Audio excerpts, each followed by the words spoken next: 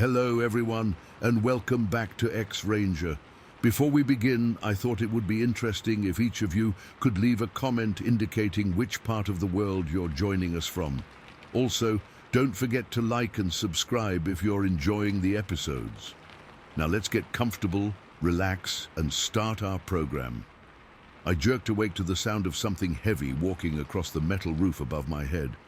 It was just past midnight, and I'd been dead asleep in my uncle's old hunting cabin deep in the Allegheny National Forest in Pennsylvania. The place sits about 4 miles from the nearest paved road, tucked away in a hollow that barely gets cell service on a good day. The footsteps were deliberate and slow, starting at one end of the tin roof and moving carefully toward the other side. I counted 5 distinct steps before they stopped, then heard them coming back the other direction. This wasn't some raccoon or house cat scrambling around up there. There was serious weight behind each step, and they had a rhythm to them that made my skin crawl. I'd been coming to this cabin since I was a kid, and I knew every sound the old place made. The way the wood settled at night, how the wind caught the corners when a storm was coming in, even the particular squeak of the metal roof expanding and contracting with temperature changes. This was none of those sounds. This was something walking around up there like it owned the place. My uncle built the cabin back in the 70s, and it's nothing fancy. Just a simple one-room structure with a small kitchen area, a wood stove, and a loft where I sleep when I visit. The roof is basic corrugated metal, and when something walks on it, you hear every single step clear as day. Whatever was up there had to be heavy enough to make those panels flex and pop with each footfall. I lay there in the dark, trying to convince myself it was just a really big raccoon, or maybe a possum, but deep down, I knew better. The spacing between the steps was too wide, too purposeful, and the way they stopped and started, like whatever was up there was being careful not to fall through or make too much noise, that wasn't animal behavior. After what felt like forever, the footsteps stopped completely. The silence that followed was somehow worse than the walking had been. I waited, listening so hard my ears started ringing, but there was nothing, just the usual night sounds from the forest, some distant owl calls, and the faint rustle of wind through the trees. That's when I made the stupidest decision of my life. I decided I had to see what it was. I slipped out of bed as quietly as I could and made my way down the narrow ladder from the loft. Every step seemed to echo through the cabin, and I was sure whatever was outside could hear me moving around. I grabbed my flashlight from the kitchen counter, but didn't turn it on yet. The last thing I wanted was to announce my presence with a beam of light cutting through the darkness. The cabin has 2 doors, the main entrance facing the old logging road and a back door that opens onto a small deck overlooking the creek. I chose the back door, figuring if something was on the roof, it might not be watching that side as closely. I turned the handle slowly, trying not to let the hinges squeak, and eased the door open just enough to slip outside. The night air was cool and damp, carrying the smell of wet leaves and that earthy scent you only get deep in the woods. I stayed close to the wall, keeping in the shadows, and worked my way around toward the side of the cabin where I thought the footsteps had started. That's when I saw it. Something was rising up above the edge of the roofline, and it was definitely not an animal. The shape was wrong, all wrong. It was tall and broad across the shoulders, with arms that seemed too long for its body. Even in the darkness, I could make out the general outline, and it was like nothing I'd ever seen before. I froze completely, not even breathing as this thing, whatever it was, seemed to be looking out over the forest from its perch on my uncle's roof. It moved with this careful, almost cautious motion, like it was testing its footing, or maybe listening for something. The way it held itself, balanced up there, suggested it was completely comfortable moving around on rooftops in the middle of the night. Then it jumped. The sound when it hit the ground was like nothing I'd ever heard, this deep, heavy thump that seemed to shake the whole back deck. I felt the vibration through the wooden planks under my feet, and for a second I thought the whole structure might collapse. Whatever had just dropped from the roof had serious mass to it. In that moment, pure terror washed over me like ice water. My whole body locked up, and I couldn't move, couldn't think, couldn't do anything but stand there pressed against the cabin wall, while my heart hammered so hard I was sure it could be heard for miles. The thing that had jumped down was now moving around the cabin, and I could hear its footsteps on the forest floor, heavy, deliberate steps that crushed leaves and snapped small branches. It wasn't running or hurrying, it was just walking around the perimeter of the cabin like it was conducting some kind of inspection. I managed to force myself to edge along the wall toward the front corner of the building, staying in the deepest shadows I could find. The footsteps continued their circuit, getting closer to where I was hiding. My hands were shaking so badly I nearly dropped the flashlight, and I had to bite my tongue to keep from making any sound. Then the footsteps stopped. They stopped right near the front window of the cabin, maybe 10 feet from where I was crouched against the wall. And that's when I heard the breathing. I've heard a lot of animals breathing in the woods over the years, bears, deer, even mountain lions on a couple occasions. But this was different. This was deep and low and controlled, like whatever was doing the breathing was thinking about something while it stood there. The rhythm was too slow and too purposeful to be from any animal I knew about. The breathing continued for what felt like hours, but was probably only a few minutes. I could hear each inhalation and exhalation clearly, and there was something almost human about the pattern, but deeper and more resonant than any person could manage. It was like listening to someone who was much larger than any human had a right to be. During those horrible minutes, I kept expecting to hear the front door rattle as whatever was out there tried to get inside. Or maybe the sound of breaking glass as it decided to come through the window. But it just stood there, breathing in that slow, measured way, like it was thinking things over. Finally, after what seemed like an eternity, I heard the footsteps start up again. They moved away from the front of the cabin, back around toward the forest side, and gradually faded until I couldn't hear them anymore. But I didn't move from my hiding spot for at least another hour, maybe longer. When I finally worked up the courage to go back inside, I locked both doors and shoved a chair under each handle. I spent the rest of the night sitting at the kitchen table with the flashlight in one hand and my uncle's old hunting knife in the other, jumping at every sound the forest made. I didn't sleep at all. When morning finally came, I knew I had to look around outside before I left. Part of me hoped I'd find nothing, that maybe I'd imagined the whole thing or misunderstood what I'd experienced. But another part of me, the part that had heard that breathing and felt that impact when something heavy had jumped off the roof, knew I was going to find something I didn't want to see. The first thing I noticed was the mud around the cabin. We'd had rain 2 days before, and the ground was still soft in spots, especially near the creek and around the areas where water ran off the roof. That's where I found them. The footprints were massive. They were clearly the impressions left by bare feet, but they were longer and wider than any human foot I'd ever seen. The toes were thick and well-defined, spread wide like they'd been gripping the soft earth. The heel impression was deep and broad, and the overall length had to be at least 14 or 15 inches. I found a whole line of them leading from where something had landed after jumping off the roof, around the cabin following the same path I'd heard the footsteps take the night before. They were evenly spaced, suggesting long strides from whatever had made them, and pressed deep enough into the mud to indicate serious weight. The most unsettling thing was how clearly human-like they were, but scaled up to an impossible size. These weren't bear paws or any other animal track I'd ever seen.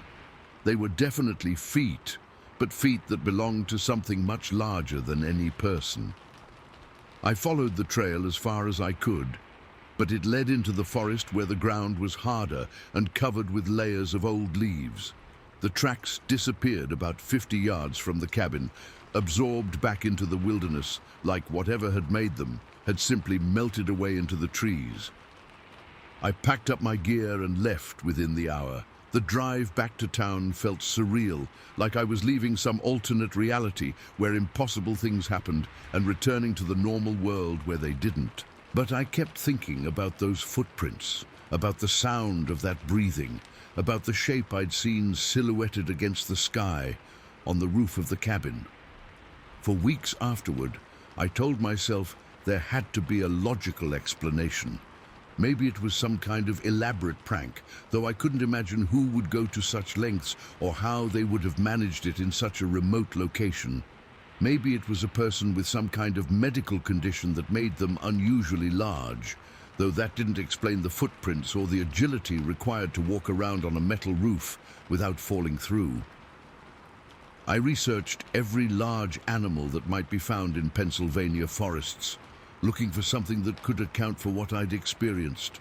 Black bears can get pretty big, and they can stand on their hind legs, but they don't walk around that way for extended periods, and their paws don't leave human-like footprints. Mountain lions are agile enough to get on rooftops, but they're not heavy enough to make the sounds I'd heard, and their tracks look nothing like what I'd found in the mud.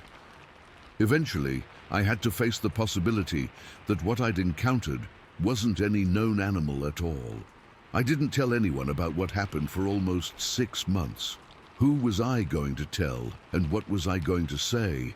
That I'd seen Bigfoot walking around on my uncle's roof, that I'd found giant human footprints in the Pennsylvania wilderness. People would think I'd been drinking or having some kind of breakdown. But the experience stayed with me. I'd wake up in the middle of the night sometimes, remembering that breathing sound and the way my whole body had locked up with fear. I'd find myself checking locks on doors and windows, looking over my shoulder when I was walking alone in the dark. I finally told my uncle about it when he asked why I hadn't been back to the cabin. He listened to the whole story without interrupting, nodding occasionally like he was hearing something he'd been expecting for years. When I finished, he was quiet for a long time, just sitting there looking out the window at his backyard. Then he told me he'd been hearing stories about that area for decades. Other hunters, hikers, people who worked in the Forest Service, they'd all had encounters they couldn't explain. Giant footprints, strange sounds in the night, glimpses of something large moving through the trees. Most of them never reported it officially because they knew how it would sound, but word gets around in small communities. My uncle said he'd always suspected there was something living in those deep woods, something that most people didn't know about or wouldn't believe in. He'd never seen it himself, but he'd found tracks a few times over the years, and he'd had nights when he'd heard things that didn't match any animal he knew.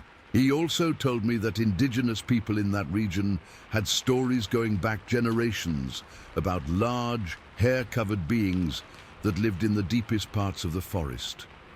They were usually described as shy and reclusive, avoiding human contact most of the time, but occasionally curious enough to investigate when people ventured into their territory. That conversation helped me make sense of what I'd experienced, but it didn't make me any more eager to go back to the cabin. I've been back a few times since then, always during the day, never staying overnight. The place feels different now, like I'm visiting somewhere I don't really belong. I've looked for more evidence on those daytime visits, more tracks, signs that something large has been moving through the area, anything that might confirm what I experienced that night. I found a few things that made me wonder. Branches broken high up on trees, much higher than I could reach. Areas where the underbrush seems to have been pushed aside in patterns that don't match normal animal trails. But nothing as clear and undeniable as those footprints in the mud that morning after my encounter. I still think about that night all the time. The sound of those footsteps on the roof, the weight of that impact when whatever it was jumped to the ground, the slow, deliberate breathing of something standing just outside the cabin window. Most of all, I think about the shape I saw rising above the roofline, too tall, too broad, too human-like to be any animal I could identify. I'm convinced now that there are things living in the deep forests that most people don't know about. Things that are smart enough to avoid human contact most of the time, but occasionally curious or bold enough to investigate when someone ventures into their territory.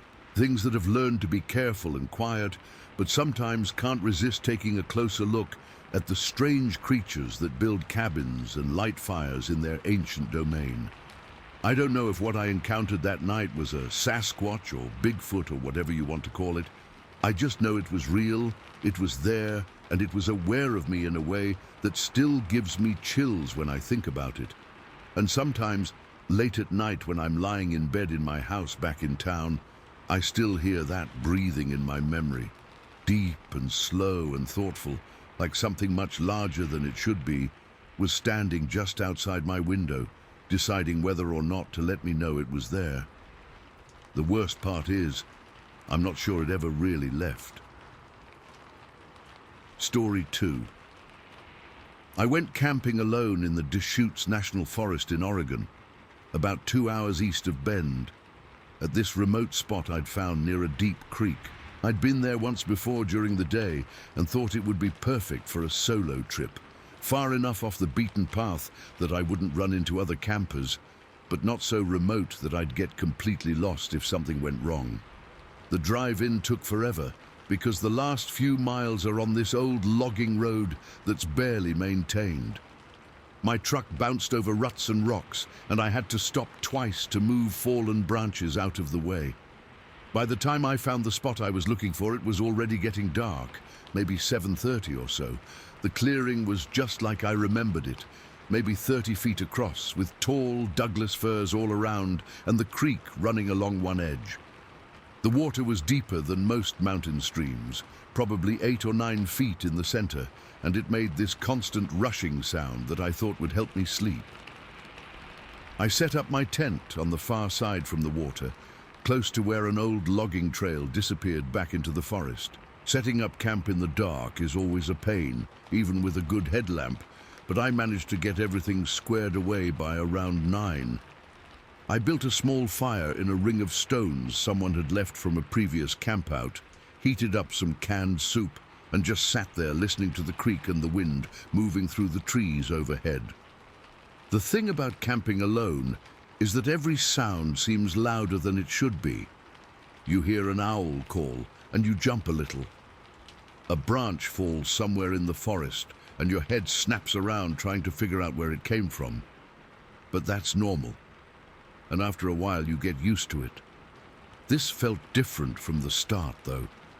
I couldn't shake the feeling that something was watching me from the tree line.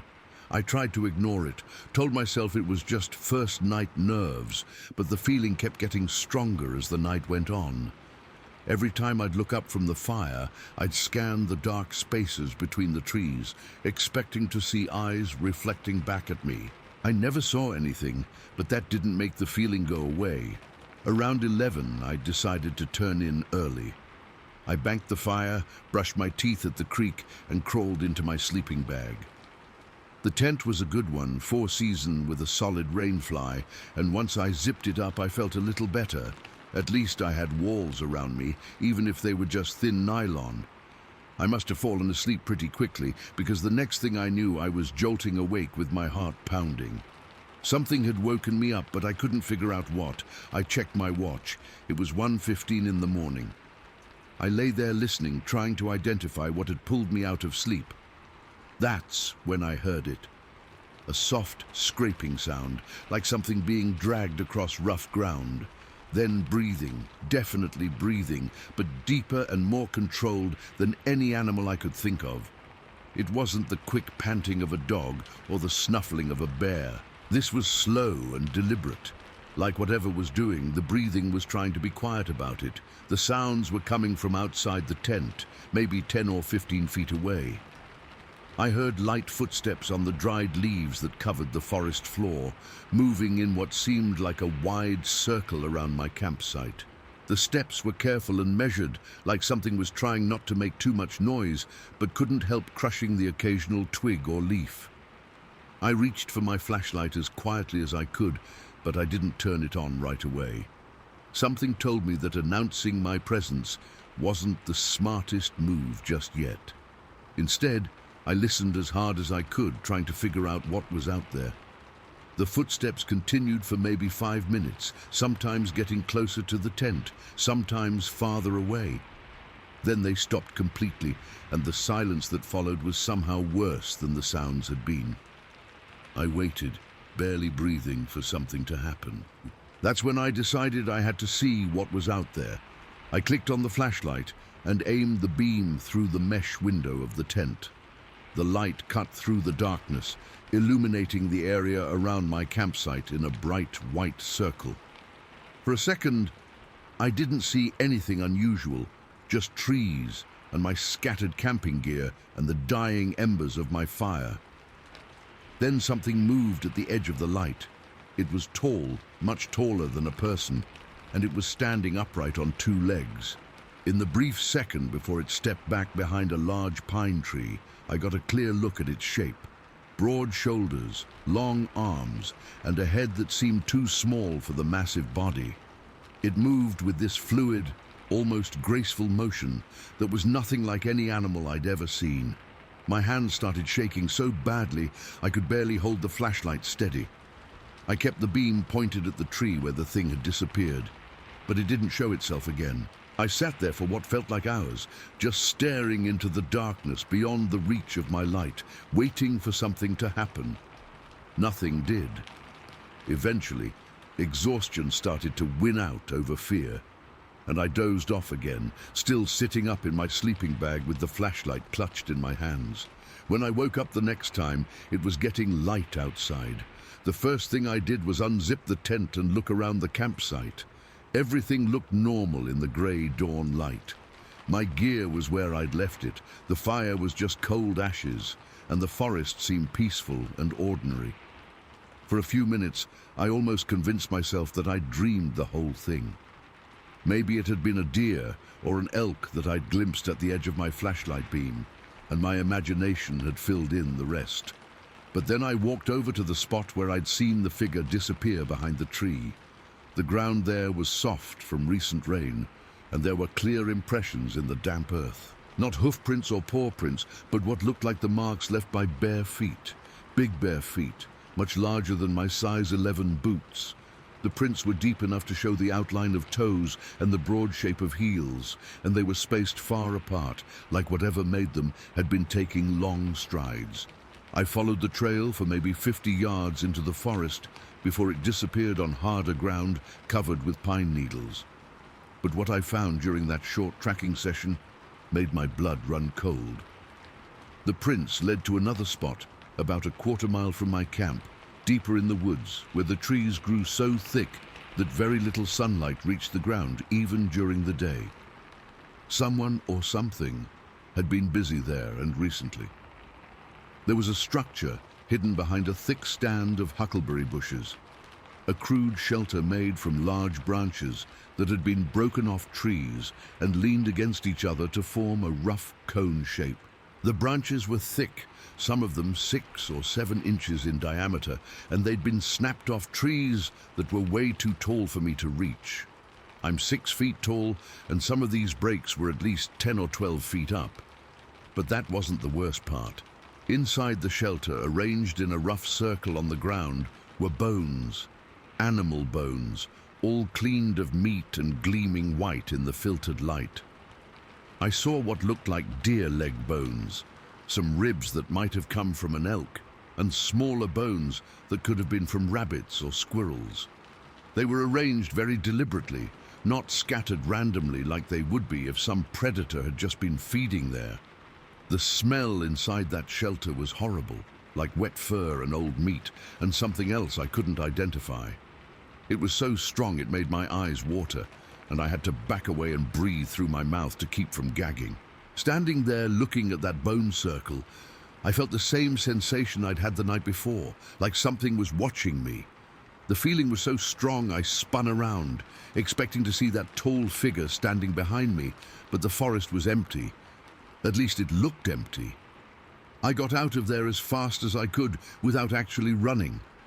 I told myself that panic wouldn't help anything, that I needed to stay calm and think clearly, but inside I was screaming.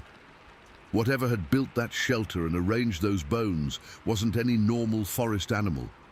Bears don't build structures, and they don't arrange bones in geometric patterns.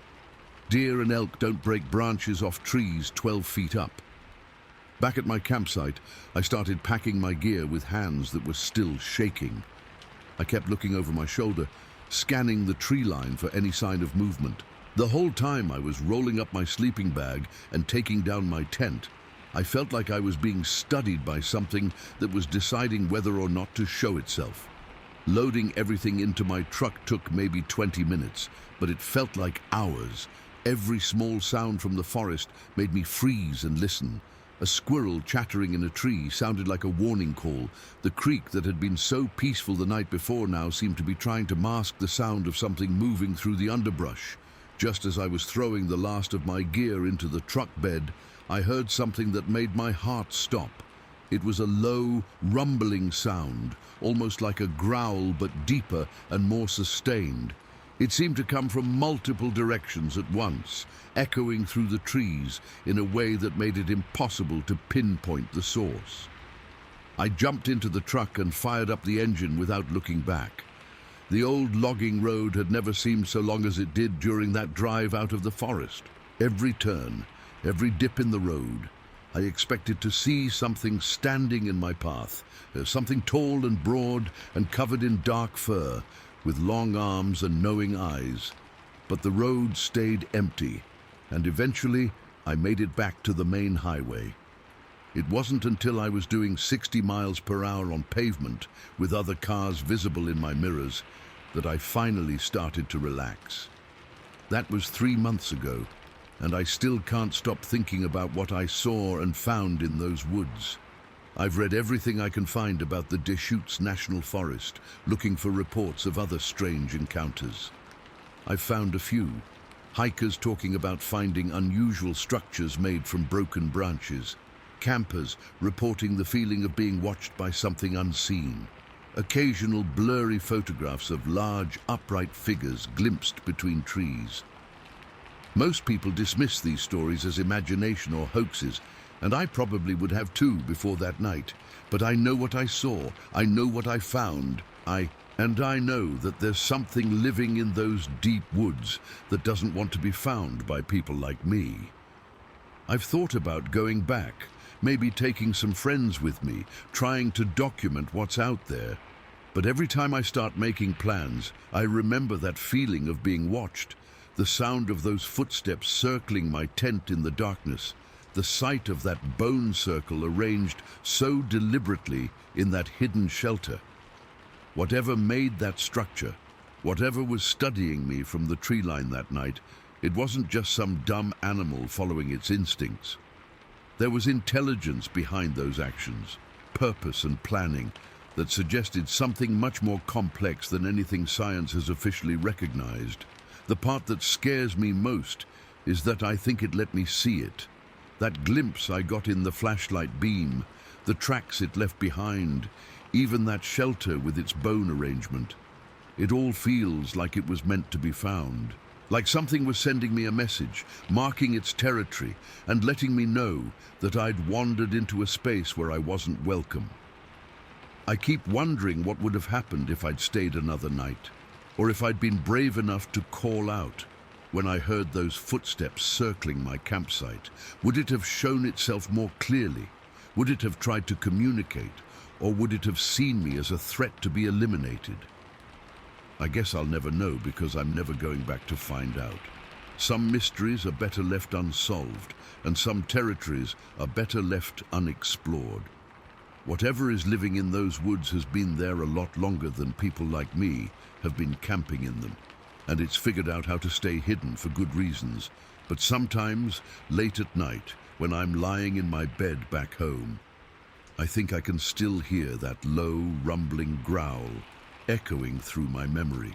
And I wonder if somewhere out there in the deep forest, something tall and dark is still watching the old logging roads, waiting for the next curious camper to wander too far from civilization. The feeling never completely goes away, Story 3. It was my second night camping alone in the Mark Twain National Forest in Missouri, and I should have packed up and left after the first night. But I'm stubborn, and I'd driven 7 hours from Kansas City to get to this spot, so I convinced myself that the weird feeling I'd had the night before was just my imagination working overtime. The campsite was about 7 miles off an old service road that barely deserved to be called a road anymore. More like 2 tire tracks with grass growing between them, winding through dense oak and hickory forest until it dead-ended at this small clearing. Someone had been there before. There was a fire ring made from stacked stones and an old log that had been dragged over to serve as a bench. The whole setup was maybe 30 feet across, surrounded by trees so thick you couldn't see more than 50 yards in any direction. I'd found the spot on some obscure camping forum where a guy had posted GPS coordinates and mentioned it was perfect for people who wanted to get away from everything. He wasn't kidding about that part. My phone had no signal.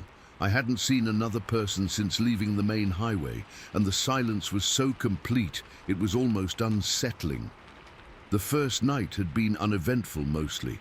I'd set up my tent, built a fire, heated up some canned chili, and sat on that log drinking beer and looking up at more stars than I'd seen in years. But as the night wore on, I kept getting this feeling that something was watching me from the tree line. Every time I'd turn my head to look, there'd be nothing there, just dark spaces between the trees that could have hidden anything. I told myself it was just the usual paranoia that comes with camping alone in an unfamiliar place. Your brain starts interpreting every shadow as a potential threat, every sound as something dangerous moving through the woods. It's normal, and usually it goes away after the first night once you get comfortable with the environment. But it didn't go away. If anything, the feeling got stronger on the second day. I spent most of that day hiking around the area, following what looked like old deer trails through the forest.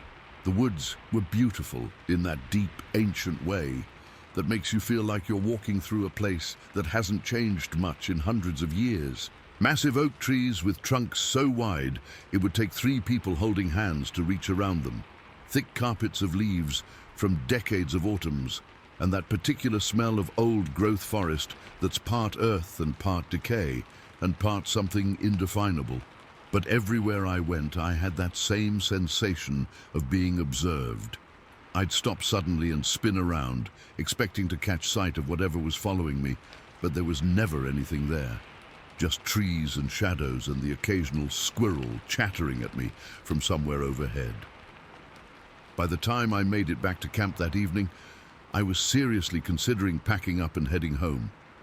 The feeling had gotten so strong during the day that I was constantly looking over my shoulder, and I kept having this urge to get back to my truck and drive until I hit civilization. But sunset was already coming on, and the idea of navigating that rough service road in the dark wasn't appealing. I decided to stick it out for one more night, then head home first thing in the morning. I built up the fire as the light faded, partly for warmth and partly because the flames made me feel less exposed. There's something primitive about fire that makes you feel safer, like it creates a barrier between you and whatever might be lurking in the darkness beyond. I kept the fire bigger than I needed, feeding it branches until the flames were dancing 4 or 5 feet high. Around 11:30, I decided I was tired enough to sleep despite the lingering unease. I banked the fire, brushed my teeth with water from my canteen, and crawled into my tent. The sleeping bag was warm and comfortable, and I thought maybe I'd be able to get some rest after all. I was wrong. I don't know what time it was when I woke up, but it felt like I'd only been asleep for a few minutes. Something had jerked me out of a deep sleep so suddenly that my heart was already racing before I was fully conscious. I lay there in the darkness, trying to figure out what had woken me up. That's when I heard it, a low growling sound coming from somewhere close to the tent. Not the kind of growl a dog makes when it's angry, but something deeper and more resonant. It seemed to be coming from something with a much larger chest cavity than any animal I could think of. Then I heard what sounded like a sigh, but drawn out and heavy, like whatever made it was expressing frustration or disappointment. The sound was definitely not human, but there was something almost human-like about the cadence of it. I reached for my flashlight as quietly as I could, but before I could turn it on, something else happened that made my blood turn to ice water. The thing outside my tent let out a scream. I don't even know how to describe it properly. It started low, almost like a moan, then built into this rising, piercing shriek that seemed to go on forever. It was loud enough that I felt it as much as heard it. The sound waves actually made the tent fabric vibrate around me. The scream echoed off the trees and seemed to bounce back from every direction, like the whole forest was amplifying it. I've never heard anything like it before or since. It wasn't the scream of any animal I know about. Mountain lions can make some terrifying sounds, but this was different, more powerful, more controlled, and with an almost human quality that made it even more frightening. When the scream finally stopped, the silence that followed was somehow worse. My ears were ringing, and I could hear my own heart hammering so loud, I was sure whatever was outside could hear it too. I gripped the flashlight with both hands, but I was too terrified to turn it on. Something told me that drawing attention to myself right then would be a very bad idea. That's when I heard the footsteps. They were heavy and deliberate, moving around the perimeter of my campsite in what sounded like a slow circle. Each step was accompanied by the crack of breaking branches and the rustle of dry leaves being crushed underfoot. Whatever was making those footsteps was big enough and heavy enough to snap branches that would barely bend under my weight. The footsteps continued for what felt like an eternity, sometimes getting closer to the tent, sometimes moving farther away. I could track the movement by the sound, and I realized that whatever was out there was walking upright. The rhythm and spacing of the steps weren't like any four-legged animal I'd ever heard. At one point, the footsteps stopped right next to my tent, maybe 3 feet from where I was lying. I held my breath and didn't move a muscle, praying that whatever was out there would lose interest and go away. I could actually hear breathing, slow, controlled breaths that sounded like they were coming from something much larger than a human. Then the footsteps resumed, continuing their circuit around my campsite. I counted each step, trying to map out exactly where the thing was at any given moment.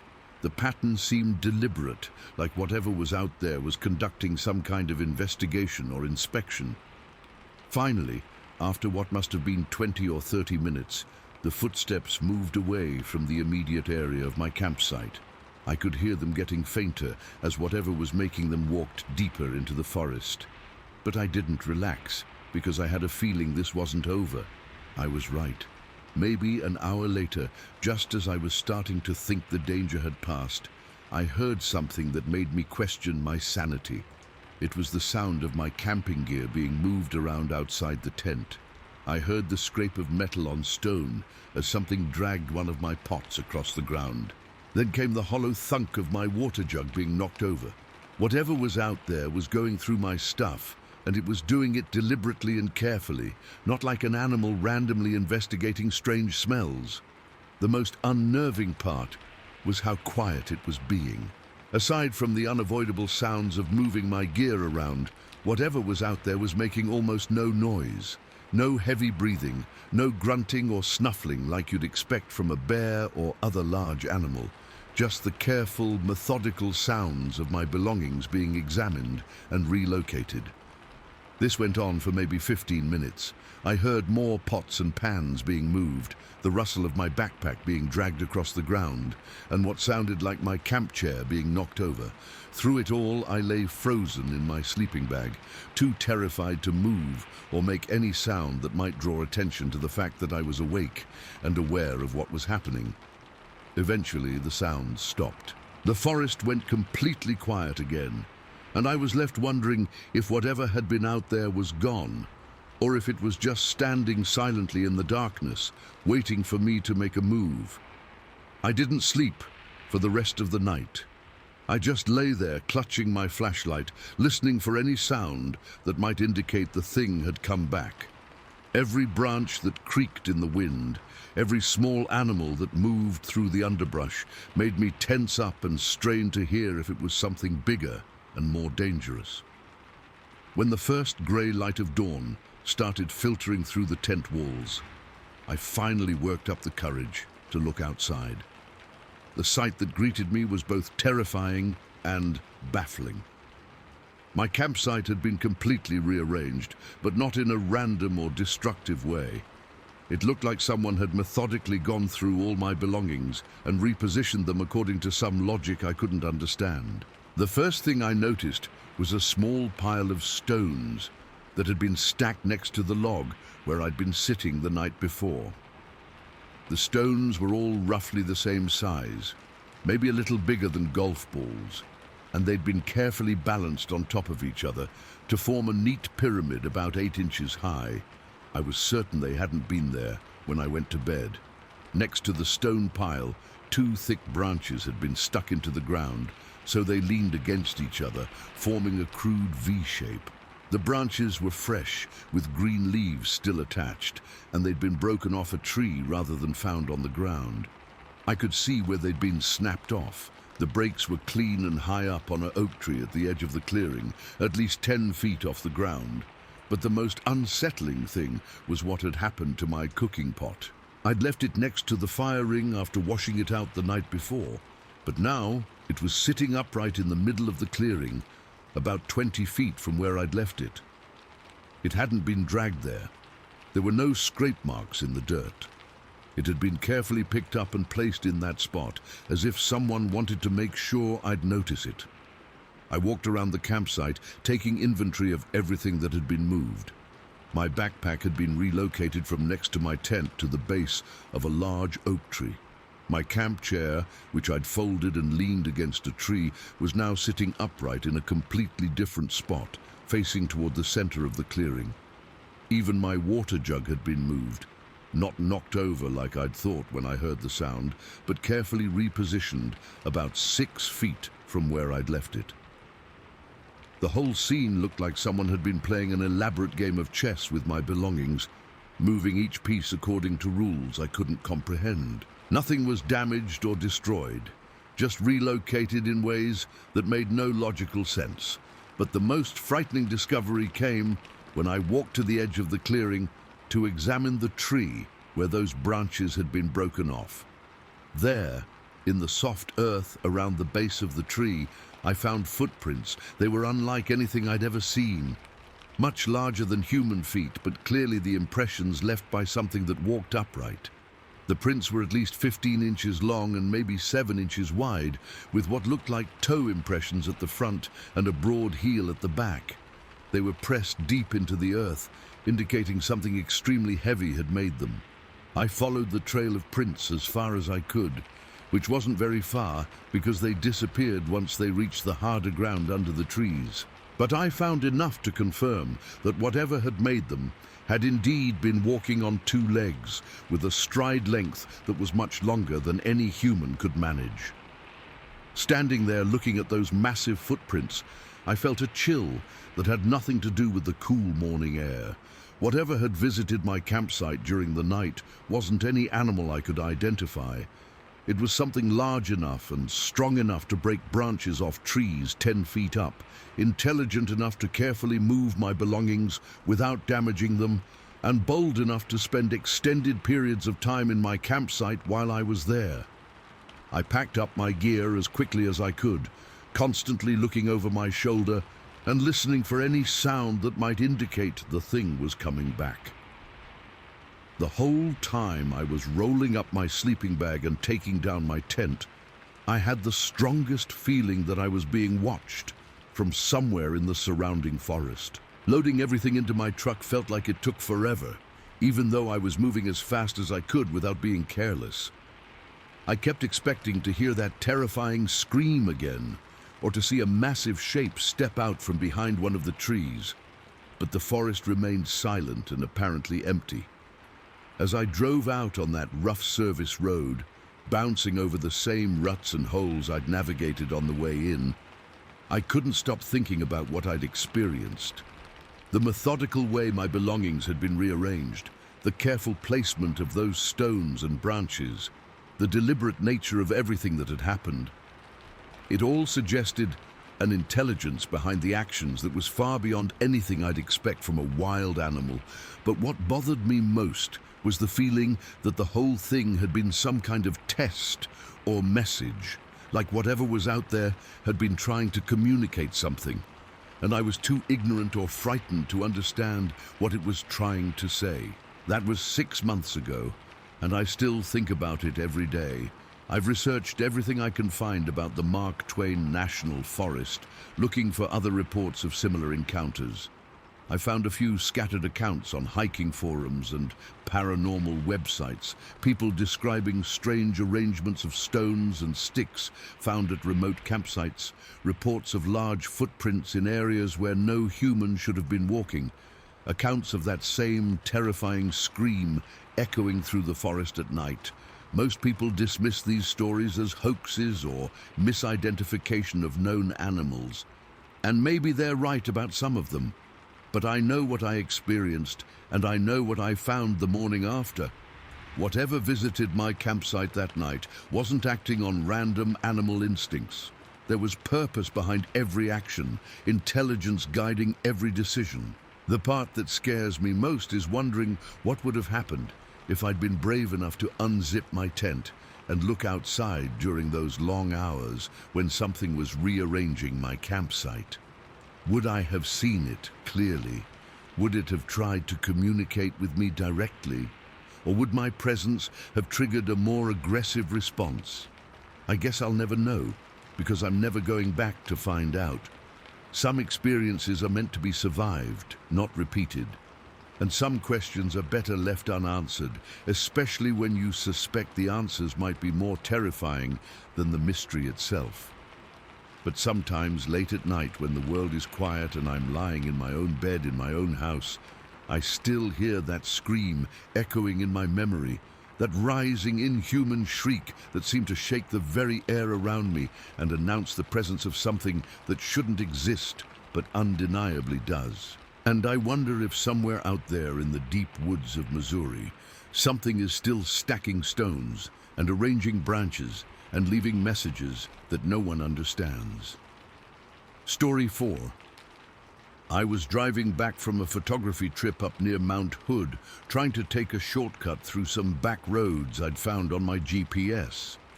It was one of those decisions you make when you're tired and just want to get home, even though you know the smart thing would be to stick to the main highways. The photos hadn't turned out like I'd hoped anyway. I'd spent 3 days camping and hiking around the area, trying to get some decent shots of the mountain and the surrounding forest for a project I was working on. But the weather hadn't cooperated. Too much cloud cover and not enough of that golden light that makes landscape photography worth the effort.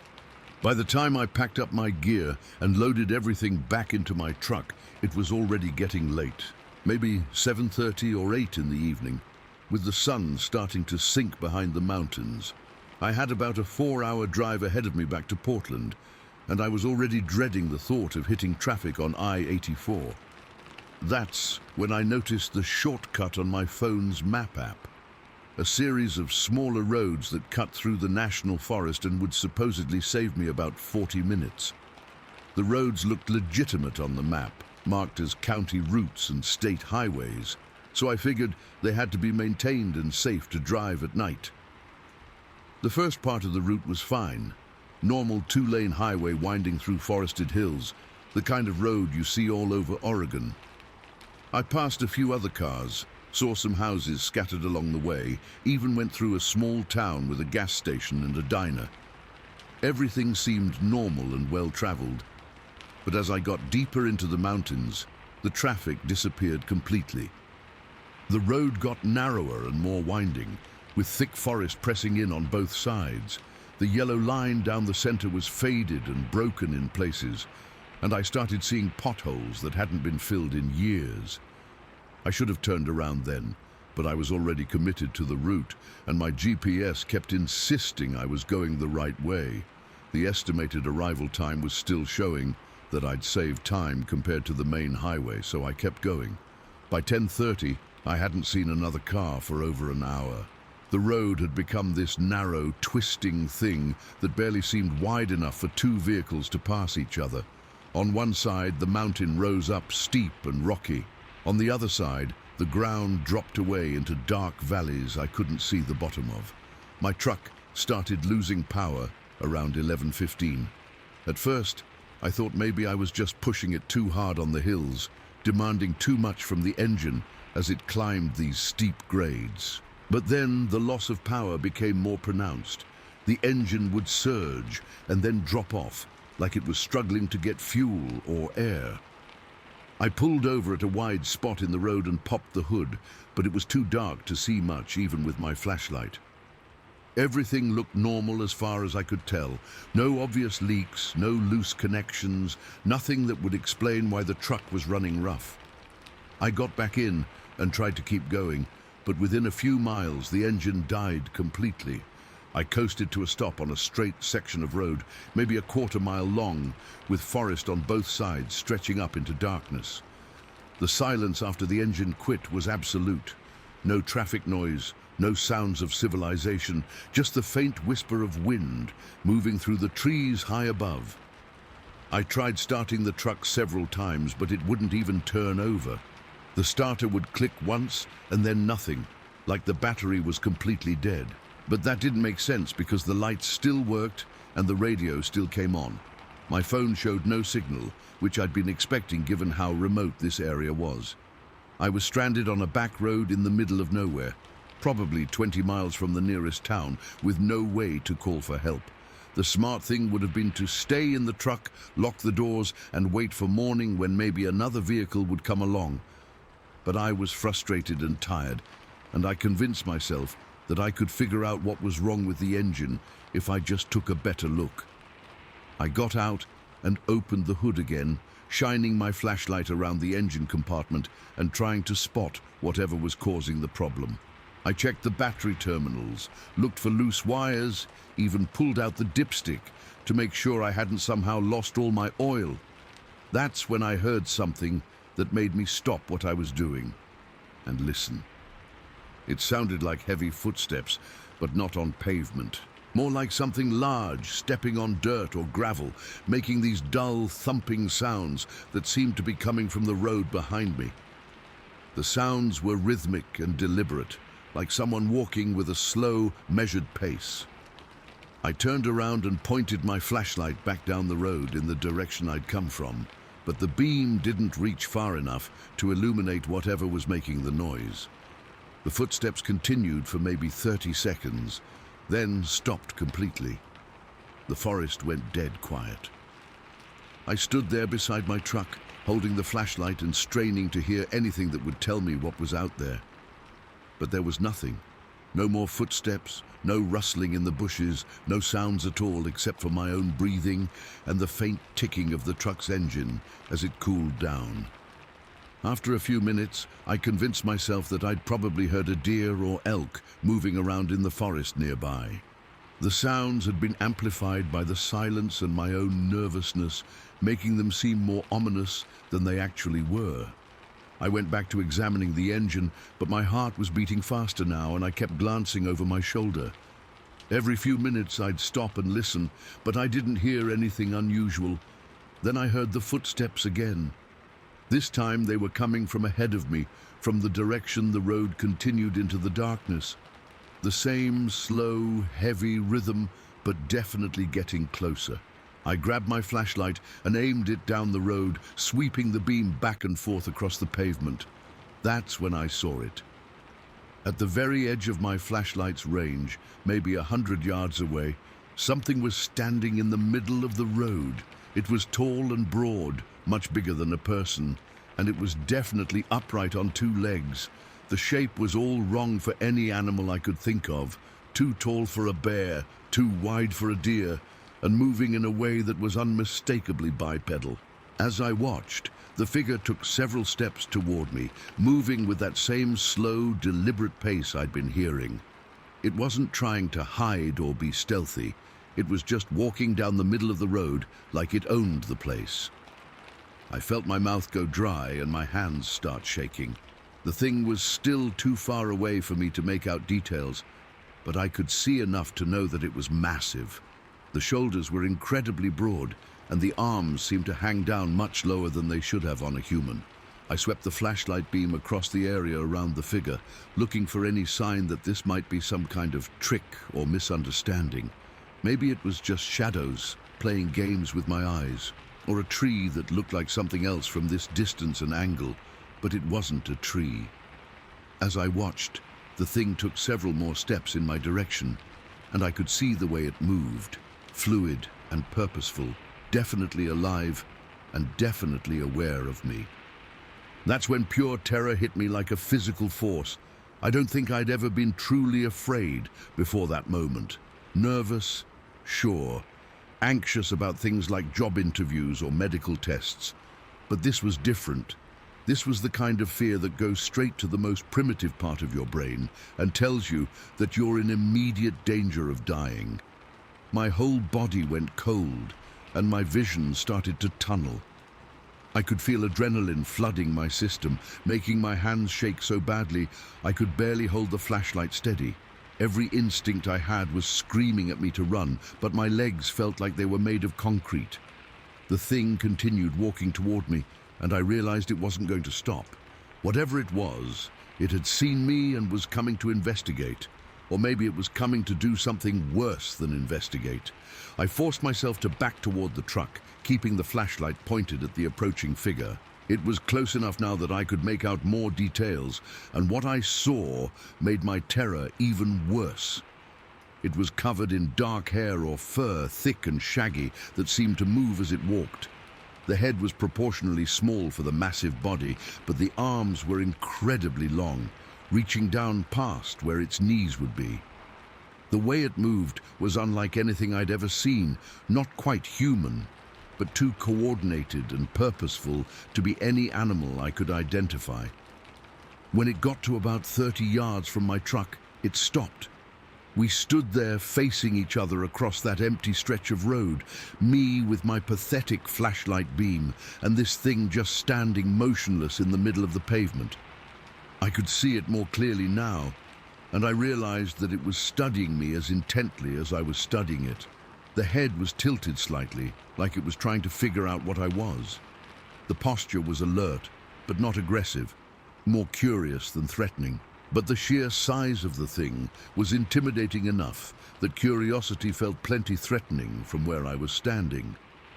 That's when it made a sound that nearly stopped my heart.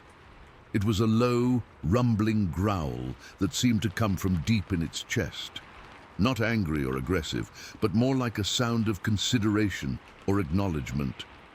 The growl was so deep, I felt it as much as heard it, like standing too close to a large speaker playing bass notes. The sound hit me right in the chest and seemed to vibrate through my whole body. It was the kind of sound that made you understand, on a cellular level, that you were in the presence of something much more powerful than yourself. After the growl faded away, we continued our standoff for what felt like hours, but was probably only a minute or two. The thing didn't move closer, but it didn't back away either. It just stood there watching me, occasionally shifting its weight from one foot to the other. I was too terrified to move. Every muscle in my body was tensed and ready to run, but some part of my brain was telling me that running would be the worst possible thing I could do. Whatever this thing was, it was fast enough and strong enough to catch me if it wanted to. My only hope was to avoid triggering its hunting instincts. Finally, after what seemed like an eternity, the creature took a step backward, then another step. It was retreating, but slowly, and without taking its attention off me. The movement was deliberate and controlled, like it had made a conscious decision to disengage rather than being driven away by fear. I watched it back away until it reached the edge of my flashlight beam and disappeared into the darkness. I could still hear its footsteps for a few more seconds, getting fainter as it moved farther from the road. Then there was silence again. I stood beside my truck for at least an hour after that, too shaken to move and too afraid that the thing might come back. Every small sound from the forest made me jump and swing my flashlight around, looking for any sign that I was being approached again. But nothing else happened. The forest stayed quiet, and gradually my heart rate started to return to something close to normal. I tried the truck again around 12:30, and this time it started immediately. The engine caught on the first try and ran smoothly, like nothing had ever been wrong with it. I didn't question it or try to figure out what had caused the earlier problem. I just put it in drive and got out of there as fast as the narrow road would allow. The rest of the drive home passed without incident. I hit the main highway around 1:15 in the morning and made it back to Portland by 3. But I was so shaken by what I'd experienced that I didn't sleep for the rest of the night. I just sat in my apartment drinking coffee and trying to make sense of what had happened. In the weeks that followed, I researched everything I could find about the area where I'd broken down. I learned that the Mount Hood National Forest has a long history of unexplained encounters and sightings. People have been reporting large, upright creatures in that region for decades, going back to Native American stories that predate European settlement. Most of the modern reports describe something very similar to what I'd seen, a massive, hair-covered bipedal creature that seems curious about humans but generally avoids direct contact. The thing that struck me most about these reports is how consistent they are. People from different backgrounds in different years, describing encounters that match mine in almost every detail. I also learned that the stretch of road where I'd broken down has been the site of multiple similar incidents. Other drivers have reported mechanical problems in that exact area, followed by sightings of large, unidentified creatures. Some of them describe the same low growling sound I'd heard, that deep rumble that seems to come from something with a much larger chest cavity than any known animal. Reading these accounts helped me understand that I wasn't losing my mind or misinterpreting what I'd experienced, but it also raised questions I'm not sure I want answered. What was that thing doing on that remote road in the middle of the night? Why did my truck break down in exactly the right place for such an encounter? And why did the creature approach me so boldly, then retreat without any apparent provocation? The part that bothers me most is the timing of the mechanical failure. The truck ran fine before I reached that area, and it started perfectly after the encounter was over. It's like something wanted me to stop in that particular spot at that particular time, though I can't imagine why. I've driven that route several times since then, but always during the day and never alone. The road looks completely normal in daylight, just another backcountry highway winding through beautiful forest. There's nothing obviously unusual about the area, no signs or warnings about dangerous wildlife, nothing to suggest that it might be the kind of place where impossible encounters happen. But I know what I saw that night, I know what I heard, and I know that there are things living in those deep forests that most people don't know about and wouldn't believe in if they were told. Sometimes I wonder what would have happened if I'd been brave enough to approach the creature instead of just standing there frozen with fear. Would it have communicated with me somehow? Would it have shown me something that would explain why we'd encountered each other on that empty road? But mostly, I'm just glad I survived the experience intact. Whatever that thing was, it had the power to do serious harm if it had chosen to. The fact that it didn't suggests a level of intelligence and restraint that makes the encounter even more mysterious. I still take back roads when I'm traveling, but I'm much more careful about route planning now. I stick to well-traveled highways after dark, and I always make sure my truck is in perfect mechanical condition before heading into remote areas, because I never want to find myself stranded on a dark road again, face to face with something that shouldn't exist, but undeniably does. The memory of that low, rumbling growl still gives me chills. Story 5. I was night fishing along the banks of this river in Olympic National Park in Washington, at a spot I'd been coming to for years. It's one of those places that feels like it hasn't changed much since the first people started fishing there. Thick, old-growth forest on both sides of the water, massive trees that have been standing for centuries, and fog that rolls in from the coast every evening like clockwork. The fishing had been decent that day. I'd caught a few nice trout earlier in the afternoon, but I always like to stay late because the bigger fish seem to come out after dark. There's something about night fishing that I've always found peaceful, just you and the water and the sounds of the forest settling in for the night. I'd set up my gear at this bend in the river, where the current creates a deep pool on one side. The water there is probably 10 or 12 feet deep, dark and cold even in summer. On the other side, where I was sitting, the bank is rocky and slopes down gradually to the water's edge. Behind me, the forest rises up steep and dense, with trees so big and close together that even during the day, you can't see more than 50 feet into them. By the time I'd been there a few hours, the fog had started rolling in thick from the west. At first, it was just wisps of mist clinging to the water's surface, but as the night went on, it got heavier and denser until I could barely see the opposite bank of the river. The whole world seemed to shrink down to just the small circle of space around where I was sitting. I liked it that way. The fog made everything quiet and enclosed, like I was the only person left in the world. I could hear the water moving over the rocks downstream, and occasionally an owl calling from somewhere back in the trees. Other than that, it was perfectly silent. Around midnight, I was starting to think about packing up for the night. The fish hadn't been biting much for the past hour, and the fog was getting so thick I was having trouble seeing my line where it entered the water. That's when I first noticed movement on the far side of the river. At first, I thought it might be a deer coming down to drink. The Olympic Peninsula has a lot of them, and they're not usually spooked by people as long as you don't make sudden movements. But as I watched through the fog, I realized that whatever was over there was much bigger than any deer. The shape that emerged from the tree line was massive.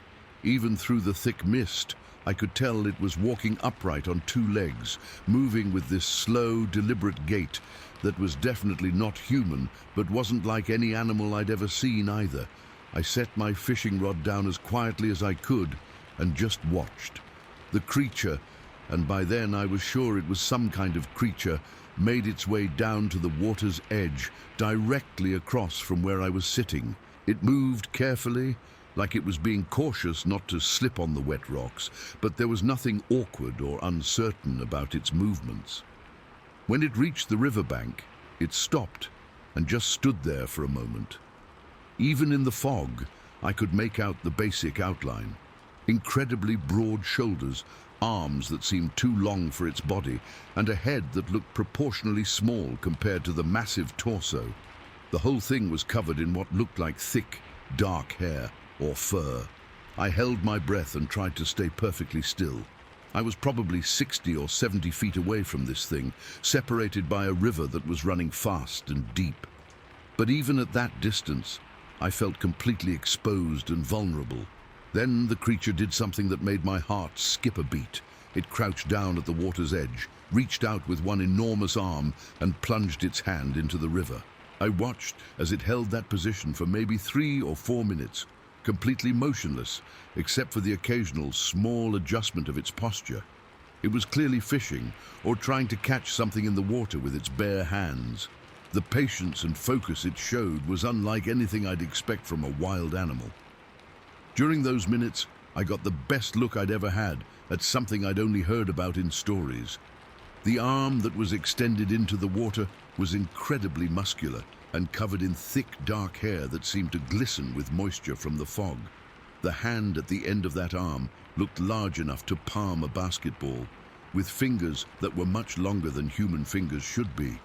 The creature's posture while it fished was almost human-like, but scaled up to an impossible size. If it had been standing upright, I estimated it would have been at least 7.5 feet tall, maybe 8 feet. The shoulders were broader than any human's, and the overall build suggested strength that was far beyond what any person could possess. After several minutes of patient waiting, the creature suddenly straightened up. It had caught something. I could see it lifting its arm out of the water with what looked like a good-sized fish gripped in its massive hand. The whole motion was smooth and practiced, like this was something it had done thousands of times before. That's when things got really unsettling. The creature turned its head and looked directly at me. I don't know how it had detected my presence. I hadn't made any sound, and the fog was thick enough that I could barely see it clearly from my side of the river. But somehow, it knew exactly where I was sitting, and it was staring right at me with what felt like intense curiosity. The eye contact, if you could call it that through the mist, lasted for what felt like an eternity, but was probably only 10 or 15 seconds. During that time, I felt completely frozen, not just physically unable to move, but mentally paralyzed by the realization that I was face to face with something that wasn't supposed to exist. The creature's head was tilted slightly, like it was studying me and trying to figure out what I was. There was intelligence in that posture, a sense of active thought and consideration that was far more unsettling than simple animal curiosity would have been. Finally, it looked away and went back to what it was doing. But now I knew it was aware of me, and that changed everything about the situation. For the next few minutes, the creature continued fishing. I watched it catch 2 more fish using the same patient technique, crouching by the water's edge, extending one arm into the current, and waiting motionlessly until something came within reach. Each time, the strike was lightning fast and completely successful. What struck me most was how quiet it was. Despite its enormous size, the creature made almost no sound as it moved around on the rocky riverbank. Its feet found solid footing without any of the slipping and sliding that I would have expected on those wet rocks. Everything about its behavior suggested perfect adaptation to this environment, but the most unnerving part was the way it kept glancing in my direction. Not constantly or obviously, but every minute or so it would turn its head slightly and look across the river to where I was sitting. Each time, I felt that same jolt of recognition, the understanding that this thing knew I was there and was keeping track of what I was doing. After catching the 3rd fish, the creature stood up to its full height and just looked at me steadily. The fog had thinned out a little by then, and I could see more details of its appearance. The face was partially human-like, but with features that were much more pronounced. A heavy brow ridge, a broad nose, and a mouth that seemed wider than it should have been. The whole head was covered in the same dark hair as the rest of its body, but the face itself was less hairy, almost like a primitive human. What scared me most were the eyes. Even at that distance and in that dim light, I could see that they reflected intelligence. This wasn't some mindless beast acting on instinct. This was a thinking being that was making conscious decisions about how to react to my presence. We stared at each other across the water for maybe 2 minutes.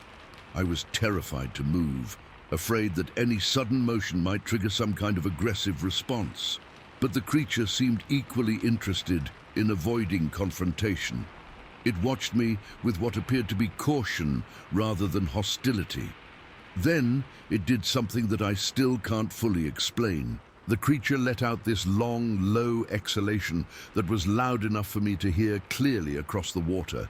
It wasn't quite a sigh, but it had that same quality of expressing some kind of emotion or decision. The sound was deep and resonant, like it was coming from a much larger chest cavity than any human possesses. After making that sound, the creature took one step backward from the water's edge, then another step. It was retreating, but slowly and deliberately, never taking its eyes off me. I watched it back away until it reached the tree line on the far side of the river. Just before disappearing into the forest, it paused and looked at me one more time, Then it turned and walked into the trees with that same smooth, purposeful gait I'd noticed when it first appeared. The silence that followed was deafening. For the first time in hours, I became aware of my own breathing and heartbeat. My hands were shaking so badly I could barely hold my fishing rod, and I realized I was covered in cold sweat despite the cool night air. I sat by that river for at least another hour, too stunned to move and too afraid that the creature might come back. Every sound from the forest made me jump, the hoot of an owl, the rustle of wind through the trees, even the splash of a fish jumping somewhere downstream. But nothing else happened. The fog continued to thicken, and eventually I couldn't see the opposite bank at all. The creature, whatever it had been, was gone. When I finally worked up the courage to pack up my gear, my hands were still shaking. I kept looking over my shoulder as I walked back to my truck, expecting to see that massive shape following me through the trees. But the forest remained quiet and apparently empty. The drive home took about 2 hours, and I spent the entire time trying to make sense of what I'd experienced. I kept telling myself that I must have misidentified some known animal, maybe a black bear that had learned to fish in an unusual way, or some other large mammal that I'd glimpsed through fog and darkness and misinterpreted. But I knew that wasn't true. I've lived in the Pacific Northwest my whole life, and I've seen plenty of bears and other large animals in the wild. What I'd encountered by that river was something completely different. Something that walked upright like a human, but was built on a scale that no human could match. Something that showed intelligence and awareness far beyond what you'd expect from any known animal. The fishing technique alone was unlike anything I'd ever heard of. Bears will wade into rivers and swipe at salmon during spawning runs, but they're noisy and clumsy about it. This creature had shown patience and skill that suggested years of practice and refinement. And then there was the way it had looked at me. Not the way an animal looks at a potential threat or source of food, but the way one intelligent being studies another. There had been curiosity in that gaze, and maybe even a kind of respect or acknowledgement. I didn't tell anyone about the encounter for weeks. Who was I going to tell, and what was I going to say? That I'd seen Bigfoot fishing in Olympic National Park, that I'd made eye contact with a creature that wasn't supposed to exist. But the experience haunted me. I couldn't stop thinking about those few minutes when the creature and I had stared at each other across the dark water. There had been a moment of connection there, a brief communication between two very different forms of life that had somehow found themselves sharing the same space. Eventually, I started researching similar encounters in the Olympic Peninsula region. I found more reports than I'd expected. Hikers describing glimpses of large, upright figures moving through the old-growth forest. Campers reporting the sounds of something large moving around their sites at night. And yes, even a few accounts of creatures seen near rivers and streams, apparently fishing. Most of these reports were dismissed by authorities as misidentifications or hoaxes, but reading through them, I was struck by the consistency of the descriptions. People from different backgrounds, in different years, describing encounters that matched mine in remarkable detail. The Olympic Peninsula is one of the most remote and undeveloped areas in the continental United States. There are vast stretches of old-growth forest that have never been logged, valleys that are rarely visited by humans, and countless hidden waterways where something large and intelligent could live without being detected by modern civilization. If such creatures do exist, the Olympic Peninsula would be one of the perfect places for them to survive undetected. The dense forest provides cover. The numerous rivers and streams provide water and food sources, and the region's reputation for frequent fog and overcast skies would make visual confirmation extremely difficult. I've been back to that same spot several times since my encounter, but always during the day and never alone. The place looks completely normal in daylight, just another beautiful bend in a mountain river surrounded by ancient forest. There's nothing obviously unusual about it, no signs or markers suggesting that it might be the kind of place where impossible encounters happen. But I know what I saw that night, I know what I experienced, and I know that there are things living in those deep, fog-shrouded forests that most people will never see and wouldn't believe in if they were told. The part that stays with me most is that moment when the creature looked directly at me before disappearing into the forest. There was something final about that look, like it was saying goodbye or acknowledging that our brief encounter was over. I sometimes wonder if it knew I was there all along, even before I noticed it.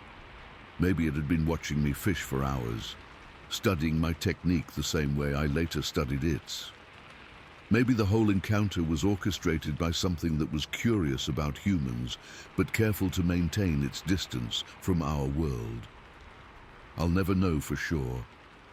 But sometimes, when I'm fishing alone at night in some remote location, I find myself scanning the opposite bank and listening for the sound of something large moving carefully through the forest. Because I know now that we're not alone in these wild places. There are other forms of intelligence out there, ancient and patient, watching us from the shadows and making their own decisions about when and how to reveal themselves. And that knowledge has changed the way I see the wilderness forever. Story 6. We were hiking as a group through the Daniel Boone National Forest in Kentucky, taking one of the longer trails that winds through some of the more remote sections of the park. It was supposed to be a full-day hike, maybe 8 or 9 miles total, but we were taking our time and letting the kids set the pace. There were 6 adults and 4 kids in our group, all friends and family who'd been planning this trip for months. The trail we'd chosen was well marked but not heavily traveled, which is exactly what we wanted. We were looking for that authentic wilderness experience without having to worry about getting completely lost. The weather was perfect for hiking, cool and clear, probably in the mid-70s, with just enough breeze to keep us comfortable as we climbed through the hills. The forest was dense and green, full of old oak and hickory trees that created this beautiful canopy overhead. It felt like we were walking through a living cathedral. The kids were doing great for the first few hours. They stayed together in a loose group, maybe 30 or 40 yards behind us adults, chattering away and pointing out interesting rocks and plants they found along the trail. We could hear them the whole time, their voices carrying clearly through the forest, so we weren't worried about them falling too far behind. It was one of those perfect family hiking days where everything seems to be going exactly as planned. The 8-year-old was my nephew, a quiet kid who's always been more comfortable in nature than in crowds. He was one of the younger ones in the group, but he was keeping up fine and seemed to be enjoying himself. He'd been collecting interesting leaves and stones in his backpack, showing them off to the other kids whenever we stopped for water breaks. Around mid-afternoon, maybe 2 or 3 o'clock, we reached this section of trail that ran along the top of a ridge. The views were spectacular. Rolling hills covered in forest, stretching out as far as you could see. We stopped for lunch at a scenic overlook, spreading out our gear and letting everyone rest and refuel. After lunch, we started hiking again, but this time we got strung out a little more than usual. Some of the adults were moving faster, eager to reach the next waypoint on our route, while others were taking their time and enjoying the scenery. The kids, as usual, were somewhere in the middle, moving at their own pace and talking among themselves. For the first hour or so after lunch, we could still hear them behind us. Their voices would drift up the trail whenever the wind was right, and occasionally one of them would call out to ask how much farther we had to go. Everything seemed normal and safe. Then, sometime around 4 o'clock, we realized we couldn't hear them anymore. At first, we figured they'd just fallen a little farther behind than usual, or maybe they'd stopped to examine something interesting they'd found along the trail. But as we continued hiking and the silence stretched on, We started getting concerned. We stopped and called back down the trail, but didn't get any response. That's when we decided to backtrack and see what was keeping them. We found 3 of the 4 kids about a quarter-mile back, standing at the edge of this small clearing just off the main trail. They were huddled together and pointing at the ground, and the expressions on their faces were somewhere between confusion and fear. The 8-year-old was nowhere to be seen. When we asked where he was, the other kids just pointed into the forest and said he'd gone that way. They were clearly shaken up about something, but at first they couldn't explain what had happened or why they'd let him wander off alone. That's when we looked at what they were pointing at on the ground. There, pressed deep into the soft earth at the edge of the clearing, was a footprint unlike anything I'd ever seen. It was massive, easily twice the size of my own boot print, which is a size 11. But it wasn't made by any kind of footwear. This was clearly a bare foot, with distinct toe impressions and a broad, flat heel. The print was so large and so deep that whatever made it had to be incredibly heavy. The toes were spread wide, like they'd been gripping the ground for balance, and the overall shape was human-like but scaled up to an impossible size. I knelt down to examine it more closely, and I could see that the edges were sharp and well-defined. This wasn't some old print that had been weathered and distorted over time. This was fresh, probably made within the last few hours. The other adults gathered around to look, and I could see the same mixture of confusion and concern on their faces that I was feeling. Nobody wanted to say what we were all thinking, that this looked like the footprint of something that shouldn't exist. But our main concern was finding the boy. Whatever had made this print, we needed to locate the missing child and get everyone back together before dark. We called his name as loudly as we could, and after a few tense minutes, we heard a faint response from deeper in the forest. Following the sound of his voice, we pushed through the underbrush and found him sitting calmly at the base of a massive oak tree, maybe 100 yards from the main trail. He wasn't crying or upset, which surprised me. Most 8-year-olds would be terrified if they found themselves alone in the woods, separated from their group. But he just sat there looking perfectly calm and content, like he was waiting for us to find him. When we asked what had happened, his story made my blood run cold.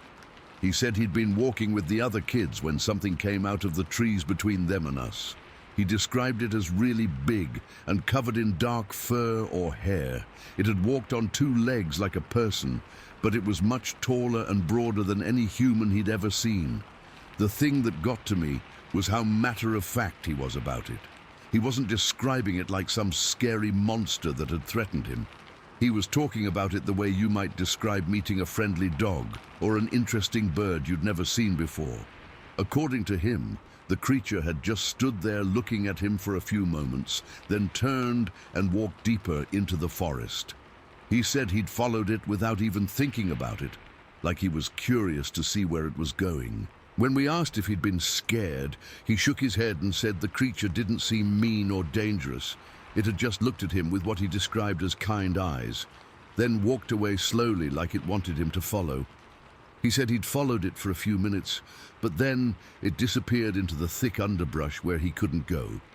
So he'd found a comfortable spot under the big oak tree and waited for us to find him. The strangest part of his story was how he described being led to that specific spot. He said the creature had looked back at him a few times while he was following it, like it was making sure he was keeping up. And when it finally disappeared, he said he just knew he should sit down and wait right there. It was like something had deliberately led him to that location and told him to stay put until we arrived. The other kids confirmed that they'd seen something big and dark step out of the trees, but their descriptions were less detailed and more fearful than his. They said it had happened so fast, they didn't get a good look at it. And by the time they realized what was happening, the boy was already following it into the forest. What bothered them most was that the boy hadn't responded when they called after him. They said it was like he was in some kind of trance, focused entirely on following this creature deeper into the woods. We spent some time searching the area around where we'd found him, looking for more tracks or any other sign of what he'd encountered. We found a few more partial footprints in the softer soil, but nothing as clear and defined as that first one back at the clearing. What we did find were several broken branches at a height that would be impossible for any person to reach. Some of them were 8 or 9 feet up, snapped cleanly off large trees in a way that suggested incredible strength. There were also some areas where the underbrush had been pushed aside, creating what looked like pathways through vegetation that was too thick for humans to navigate easily. These paths seemed to lead deeper into the forest, away from any established trails. But the most unsettling thing was the boy's behavior throughout this whole experience. Even after we found him and explained how worried we'd been, he didn't seem to understand why we were upset. He kept asking if we'd seen the creature too, and seemed disappointed when we said we hadn't. He wasn't traumatized or frightened by what had happened. If anything, he seemed excited about it, like he'd had some kind of amazing adventure that he wanted to share with everyone. During the hike back to our cars, he kept looking over his shoulder into the forest, like he was hoping to catch another glimpse of whatever he'd encountered. He also kept asking questions about whether we thought the creature lived in these woods and whether we might see it again if we came back. The adults in our group were all deeply shaken by what had happened, but we tried not to let our fear show around the kids. We kept the conversation light and focused on getting everyone safely back to the parking area. But privately, we were all thinking the same thing, that we'd come very close to losing a child, to something we couldn't explain or understand. The footprint we'd found was undeniable physical evidence that something large and unknown was living in those woods. The broken branches and pushed-aside vegetation suggested a creature with size and strength far beyond any known animal in that region. But most disturbing was the way the boy had been led away from our group and then left unharmed at a specific location. That suggested intelligence and intention that was far more unsettling than simple animal behavior. On the drive home, I couldn't stop thinking about what the boy had said about the creature's eyes. He'd described them as kind and intelligent, like it had been studying him with curiosity rather than aggression. That night, I did some research on similar incidents in the Daniel Boone National Forest. I found more reports than I'd expected. Hikers describing encounters with large, upright creatures, children going missing briefly, only to be found sitting calmly in locations they couldn't have reached on their own, and numerous sightings of footprints that matched what we'd discovered. Most of these reports had been dismissed by park officials as misidentifications or hoaxes, but reading through them, I was struck by the consistency of the descriptions and the similarities to our own experience. What bothered me most were the accounts of children being temporarily separated from their groups, only to be found unharmed, but with stories of encounters with large, hair-covered beings. In every case, the children described the creatures as non-threatening and seemed more curious than frightened about their experiences. It was like these things had some kind of special interest in children, or maybe children were less afraid of them and more willing to follow them into the forest. The boy never changed his story about what had happened. In the weeks and months that followed, he continued to describe his encounter in the same matter-of-fact way, never embellishing or adding dramatic details. He was clearly telling the truth as he remembered it. But what haunted me most was his description of being led to that specific spot and somehow knowing he should wait there. It suggested a level of communication or understanding that went beyond anything I could explain. I've been back to the Daniel Boone National Forest several times since then, but never with children and never on that particular trail. The place feels different to me now, like I'm walking through territory that belongs to something else, something that watches and makes decisions about when and how to reveal itself to humans. The forest there is old and deep, with vast areas that are rarely visited by people. If something large and intelligent wanted to remain hidden, while occasionally studying the humans who venture into its domain, it would be the perfect environment. I sometimes wonder what that creature wanted with the boy, and why it led him away from our group only to leave him unharmed and waiting to be found. Was it curiosity, some kind of test, or maybe a message that we were being watched and evaluated by something that understood us better than we understood it? The boy is older now, but he still talks about that day sometimes. He still describes it as one of the most interesting things that's ever happened to him, and he's never shown any fear or trauma from the experience. But I'll never forget the sight of that massive footprint pressed deep into the forest floor, or the calm way that child sat waiting under that oak tree, like he'd been told exactly where to wait and had trusted completely in those instructions. Some encounters change the way you see the world, and this was one of them. I know now that there are things living in our forests that most people will never see. Ancient intelligences that observe us from the shadows and occasionally make contact in ways we don't fully understand. And sometimes they choose the most innocent among us to deliver their messages. Story 7.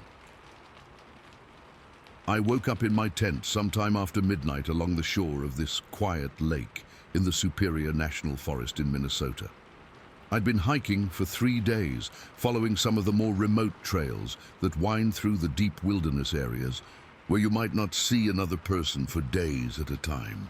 The campsite I'd chosen was perfect, a small clearing right on the water's edge, surrounded by tall pines and birch trees that created this natural shelter from the wind. The lake was one of those pristine northern Minnesota lakes that looks like glass when the air is still, reflecting the trees and sky so perfectly you can barely tell where the water ends and the reflection begins. I'd been sleeping soundly after a long day of hiking, but something had jolted me awake.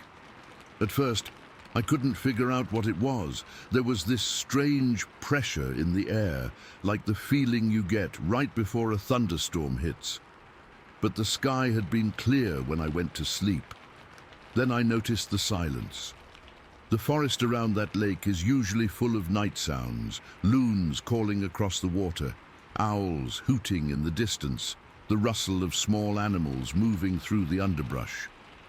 But now everything was dead quiet, like every living thing in the area had suddenly decided to hold its breath and wait. That kind of absolute silence in the wilderness is never a good sign. It usually means there's a predator nearby, something large enough and dangerous enough that all the smaller animals have gone into hiding until it passes through. I lay in my sleeping bag, listening as hard as I could, and trying to figure out what was causing this unnatural quiet. That's when I heard the breathing. It was coming from right outside my tent, maybe 5 or 6 feet away. Slow, deep breaths that were much too heavy and powerful to be coming from any person. Each inhale and exhale was deliberate and controlled, like whatever was making the sound was trying to be as quiet as possible, but couldn't help the fact that it was so large, its breathing was naturally loud. The rhythm was steady and patient, not the quick, nervous breathing of an animal that's scared or agitated. This was the breathing of something that felt completely comfortable and in control of the situation. I reached for my flashlight as quietly as I could, but I didn't turn it on yet. Something told me that announcing my presence might not be the smartest move until I had a better idea of what I was dealing with. Through the thin walls of my tent, I could see a shadow moving past one of the mesh windows. The shadow was enormous, much taller and broader than any person, moving with this fluid, careful motion that suggested incredible size and strength. The shape paused near the front of my tent, and I could see part of what looked like an upper body and arm silhouetted against the faint moonlight filtering through the trees. The arm was impossibly long and thick, covered in what appeared to be coarse hair or fur that created this jagged outline against the lighter background. My heart was hammering so hard I was sure whatever was outside could hear it. I tried to control my breathing, but the adrenaline flooding my system made it almost impossible to stay quiet and still. The shadow moved again, this time circling around toward the side of my tent where I kept my boots and some of my gear. I heard the soft scrape of something being dragged across the ground, then the quiet thud of an object being set down somewhere else. It was going through my stuff. Not randomly or destructively like a bear or raccoon might do, but carefully and deliberately. I could hear my boots being moved, the rustle of my backpack being repositioned, the gentle clink of my cooking pot being lifted and examined. Through it all, that steady, heavy breathing continued. Whatever was out there was taking its time, methodically investigating everything I'd left outside the tent. The whole process felt intentional and intelligent, like something was trying to learn about me by studying my belongings. This went on for what felt like hours, but was probably only 15 or 20 minutes. I lay frozen in my sleeping bag, too terrified to move and too curious not to listen to every sound. Finally, the activity outside stopped. The breathing moved away from the immediate area around my tent, and I heard heavy footsteps moving slowly through the forest. But instead of fading away completely, the sound seemed to stop at what I estimated was about 30 or 40 feet from my campsite. Then there was silence again, not the natural quiet of a forest at night, but that same unnatural, waiting silence I'd noticed when I first woke up. It was like something was standing out there in the darkness, watching and listening. I stayed awake for the rest of the night, clutching my flashlight and straining to hear any sound that might tell me whether the thing was still there or had moved on. Every small noise made me tense up. The lap of water against the shore, the creak of trees swaying in the breeze, even the distant call of a loon that finally broke the silence around dawn.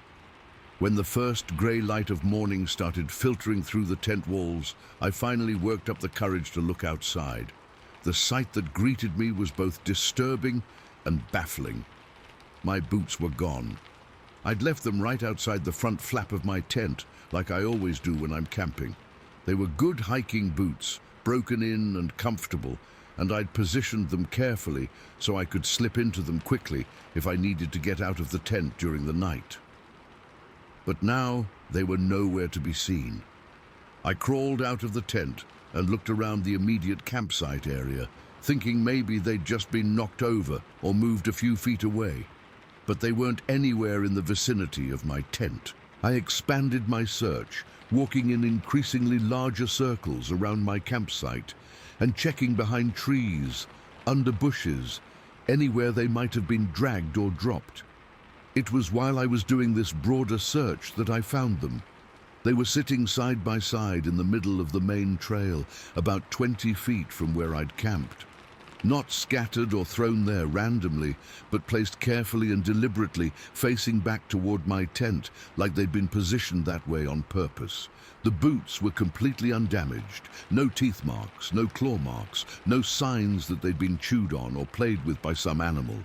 They were just sitting there in the exact same orientation they'd been in outside my tent, as if someone had carefully picked them up and relocated them to that specific spot. But that wasn't the only thing that had been moved during the night.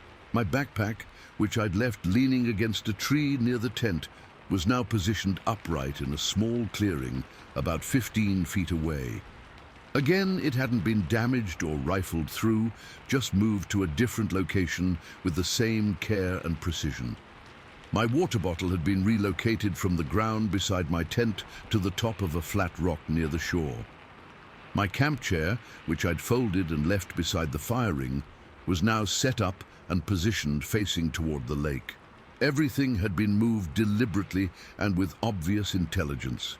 Nothing was broken. Nothing was missing except for being in different locations. It was like someone had rearranged my entire campsite according to some logic I couldn't understand. But the most unsettling discovery came when I walked over to retrieve my boots from the trail. There, in the soft earth on both sides of where my boots had been placed, were footprints. They were massive, at least twice the size of my own boot prints, and clearly made by bare feet rather than any kind of footwear. The toe impressions were distinct and well-defined, showing 5 separate digits that were much longer and thicker than human toes should be. The prints were deep, pressed firmly into the soft ground beside the trail, indicating that whatever had made them was extremely heavy. The stride length between prints was much longer than any human could manage, suggesting something with legs that were proportionally longer than they should be. I followed the trail of prints as far as I could, which wasn't very far before they disappeared onto harder ground covered with fallen leaves. But I found enough to confirm that whatever had made them had been walking upright on 2 legs, moving with purpose and confidence through the forest. Standing there looking at those enormous footprints, I felt a chill that had nothing to do with the cool morning air. Whatever had visited my campsite during the night wasn't any animal I could identify or explain. The careful way my belongings had been moved, the deliberate placement of my boots in the middle of the trail, the intelligent and methodical nature of everything that had happened, it all pointed to something with reasoning abilities far beyond any known forest animal.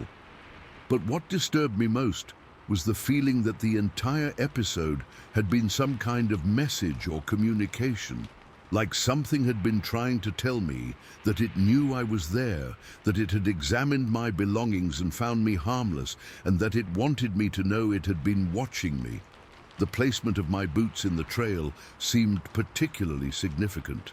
They were positioned where I couldn't possibly miss them, arranged in a way that would immediately tell me someone or something had been in my campsite during the night. I packed up my gear as quickly as I could, constantly looking over my shoulder and listening for any sound that might indicate the thing was still nearby. The whole time I was rolling up my sleeping bag and taking down my tent, I had the strongest feeling that I was being observed from somewhere in the surrounding forest. Loading everything into my backpack felt like it took forever. Every few minutes I'd stop and scan the tree line, looking for any sign of movement or any shape that didn't belong, but the forest appeared empty and normal in the daylight. As I hiked out on the trail, I kept thinking about those footprints and what they meant. The Superior National Forest covers millions of acres of some of the most remote and undeveloped wilderness in North America. There are vast areas that are rarely visited by humans, deep valleys and hidden lakes where something large and intelligent could live for generations without being detected. If such creatures do exist, this would be one of the perfect places for them to remain hidden. The dense forest provides cover, the numerous lakes and streams provide water and food sources, and the region's sparse human population would minimize the chances of unwanted encounters. But what bothered me most about my experience was the sense that I'd been deliberately chosen for this interaction. The creature, and by then I was convinced it was some kind of creature, hadn't stumbled across my campsite by accident. It had approached with intention and purpose, spent time studying my belongings, and then left me a message I was meant to find and understand. The question was, what was it trying to communicate? During the hike back to my car, I kept replaying every detail of what had happened. The patient, methodical way my gear had been examined and rearranged. The careful placement of my boots where I couldn't miss them. The massive footprints left beside the trail like a signature or calling card. It all suggested an intelligence that was curious about humans, but cautious about making direct contact. Something that wanted to study us and understand us, but from a safe distance that allowed it to remain hidden and in control of the interaction. I've been back to the Superior National Forest several times since then, but never to that particular lake, and never alone. The place feels different to me now, like I'm entering territory that belongs to something else, something that watches and evaluates every human who ventures into its domain. I've done research on similar encounters in northern Minnesota, and I've found more reports than I expected. Campers describing the feeling of being watched, hikers finding their gear moved or rearranged overnight, and numerous sightings of large footprints in areas where no human should have been walking. Most of these accounts are dismissed by park officials as imagination or misidentification of known animals. But reading through them, I see patterns and consistencies that suggest something real and ongoing. The Superior National Forest is one of the largest wilderness areas in the United States, with thousands of square miles of dense forest, hidden lakes, and remote valleys. It's exactly the kind of environment where something large and intelligent could remain hidden while occasionally making contact with the humans who venture into its territory. What stays with me most is the feeling that my encounter was intentional and controlled. I wasn't stumbled upon by some random forest creature. I was chosen and studied by something that made deliberate decisions about how to interact with me. The careful way my belongings were examined and relocated, the precise placement of my boots as a message, the massive footprints left as evidence, it all suggests a level of planning and intelligence that's far more unsettling than simple animal behavior. Sometimes I wonder what would have happened if I'd been brave enough to unzip my tent and look outside during those long minutes when something was moving around my campsite. Would I have seen it clearly? Would it have tried to communicate with me directly? But mostly, I'm grateful that the encounter remained peaceful and that whatever was out there chose to leave me unharmed. Because I'm convinced now that something large and unknown is living in those northern forests, something that understands us better than we understand it. And sometimes, for reasons I'll never fully comprehend, it decides to let us know we're being watched. The memory of those massive footprints beside my boots still gives me chills, and the knowledge that something intelligent enough to move my gear and leave me messages is out there in the wilderness has changed the way I think about these remote places forever. Some encounters leave you with more questions than answers, and this was definitely one of them. Story 8. It was my last night camping in the Pisgah National Forest in North Carolina, and I should have been feeling good about how the trip had gone. I'd spent 4 days hiking some of the more remote trails, getting decent photos of the fall foliage, and just enjoying being away from everything for a while. The campsite I'd chosen for my final night was perfect, a small flat area right next to this narrow creek that runs through one of the quieter sections of the park. I'd found it by following a lesser-used trail that branched off from the main hiking route, winding through dense forest until it reached this peaceful spot where the creek makes a gentle bend. The sound of the water moving over the rocks was soothing, and I'd set up my tent maybe 20 feet from the creek bank. There were tall oak and hickory trees all around, their leaves just starting to turn those brilliant reds and oranges that make the Blue Ridge Mountains so spectacular in October. I'd built a small campfire as the sun went down, using deadfall I'd gathered from the surrounding forest.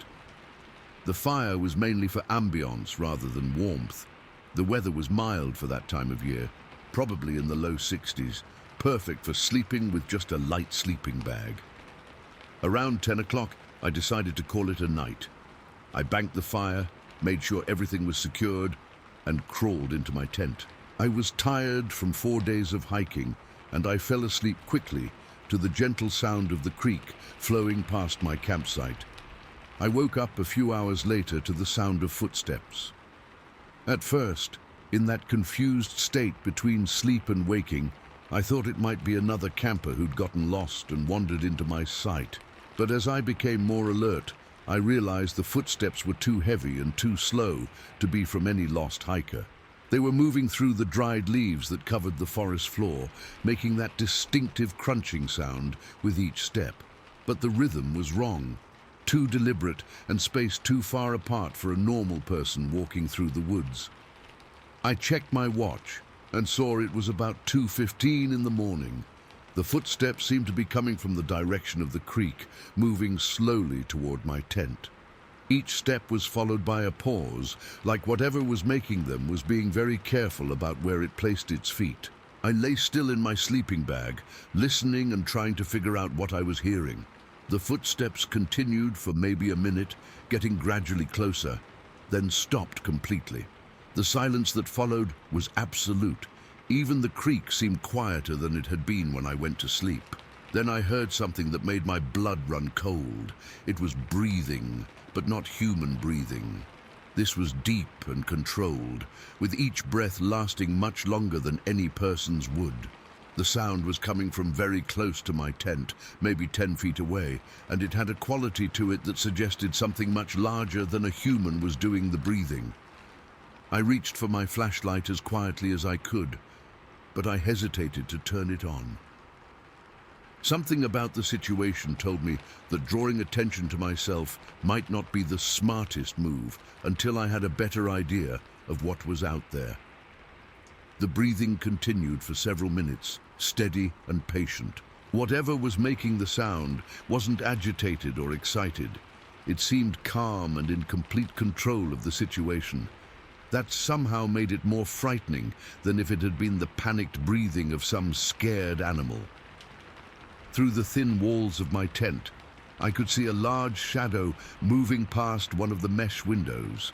The shape was enormous, much taller and broader than any person, and it moved with this careful, deliberate motion that suggested incredible awareness of its surroundings. The shadow paused right next to my tent, and I could see part of what looked like a massive torso and arm. The proportions were all wrong for any human. The arm was too long, the torso too wide, and the overall scale was much larger than should be possible. That's when I heard the most terrifying sound of my life. It started as a low moan, almost like someone in pain, but it quickly built into this rising, piercing shriek that seemed to go on forever.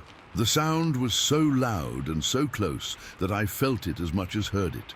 The tent fabric actually vibrated around me from the force of it. I've never heard anything like it before or since. It wasn't the scream of any animal I could identify, and it certainly wasn't human.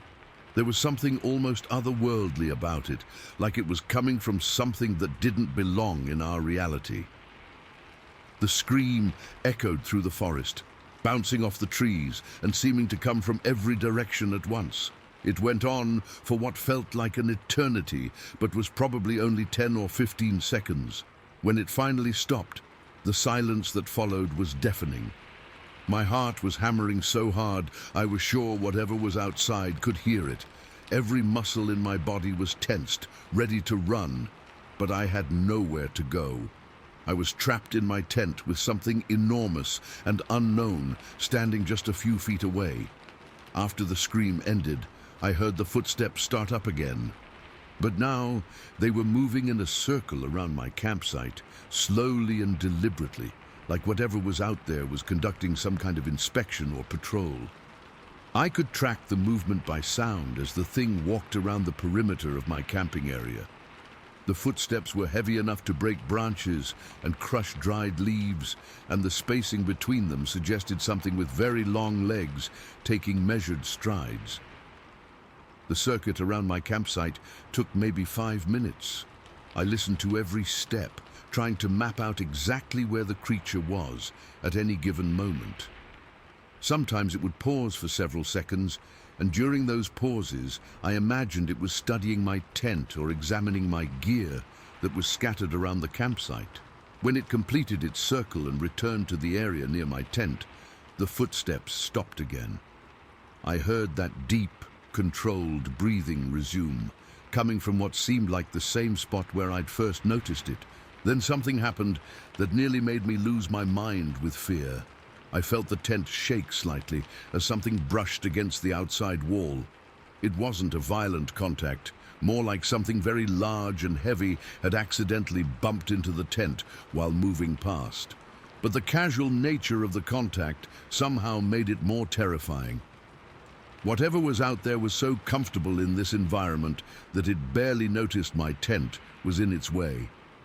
The shaking stopped after a few seconds, and I heard the breathing move away from the immediate area around my tent. But instead of fading into the distance, the sounds seemed to stop at the edge of my campsite, maybe 30 or 40 feet away.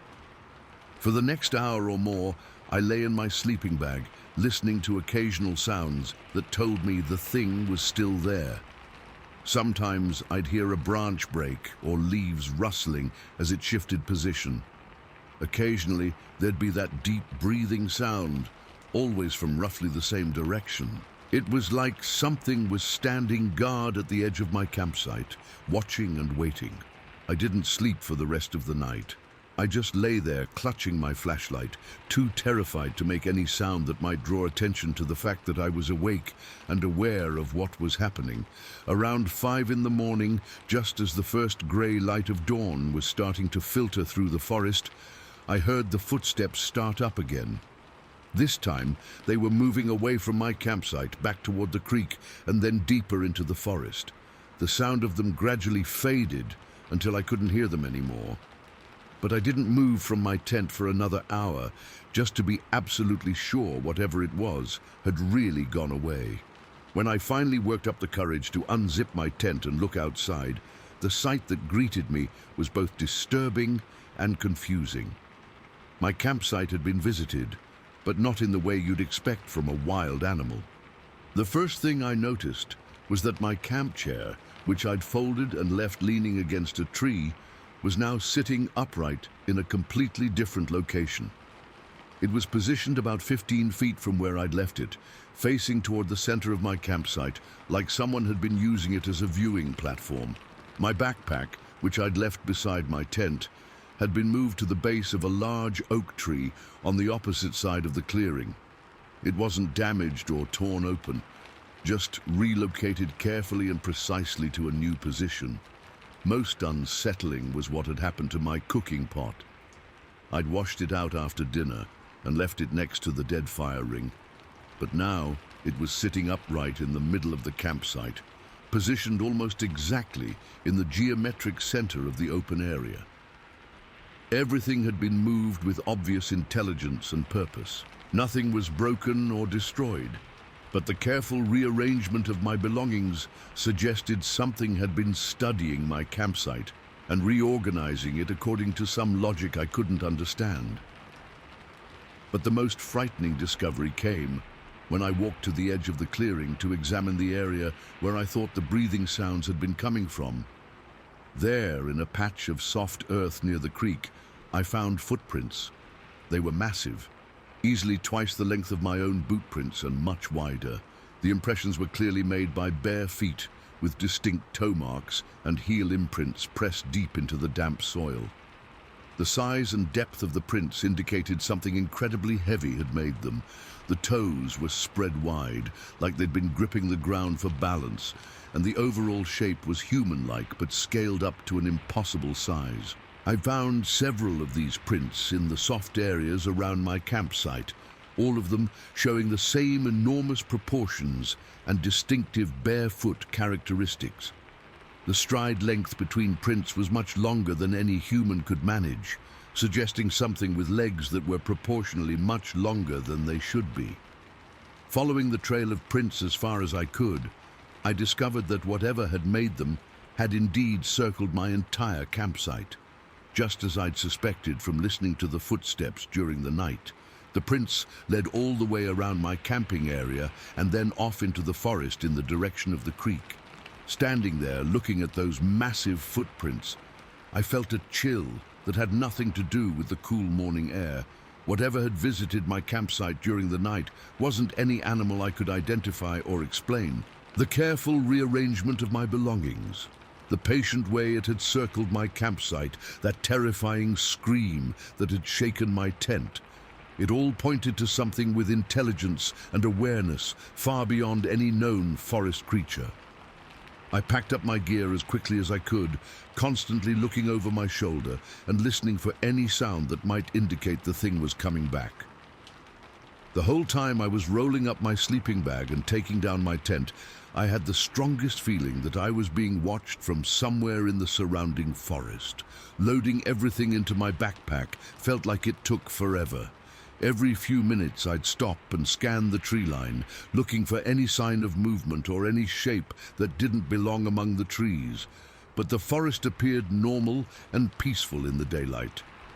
As I hiked out on the trail back toward my car, I kept thinking about that scream and what it might have meant. It hadn't sounded aggressive or threatening, more like some kind of announcement or declaration, like something had been letting me know it was there and wanted me to be aware of its presence. But why? What had it wanted from me? The Pisgah National Forest covers hundreds of thousands of acres of some of the most remote and rugged terrain in the southeastern United States. There are vast areas of dense forest, hidden valleys, and mountain ranges that are rarely visited by humans. If something large and unknown wanted to remain hidden while occasionally studying the people who ventured into its territory, this would be the perfect environment. During the drive home, I couldn't stop replaying every detail of what had happened. The methodical way my campsite had been circled, the careful rearrangement of my belongings, the massive footprints left as evidence of the visit.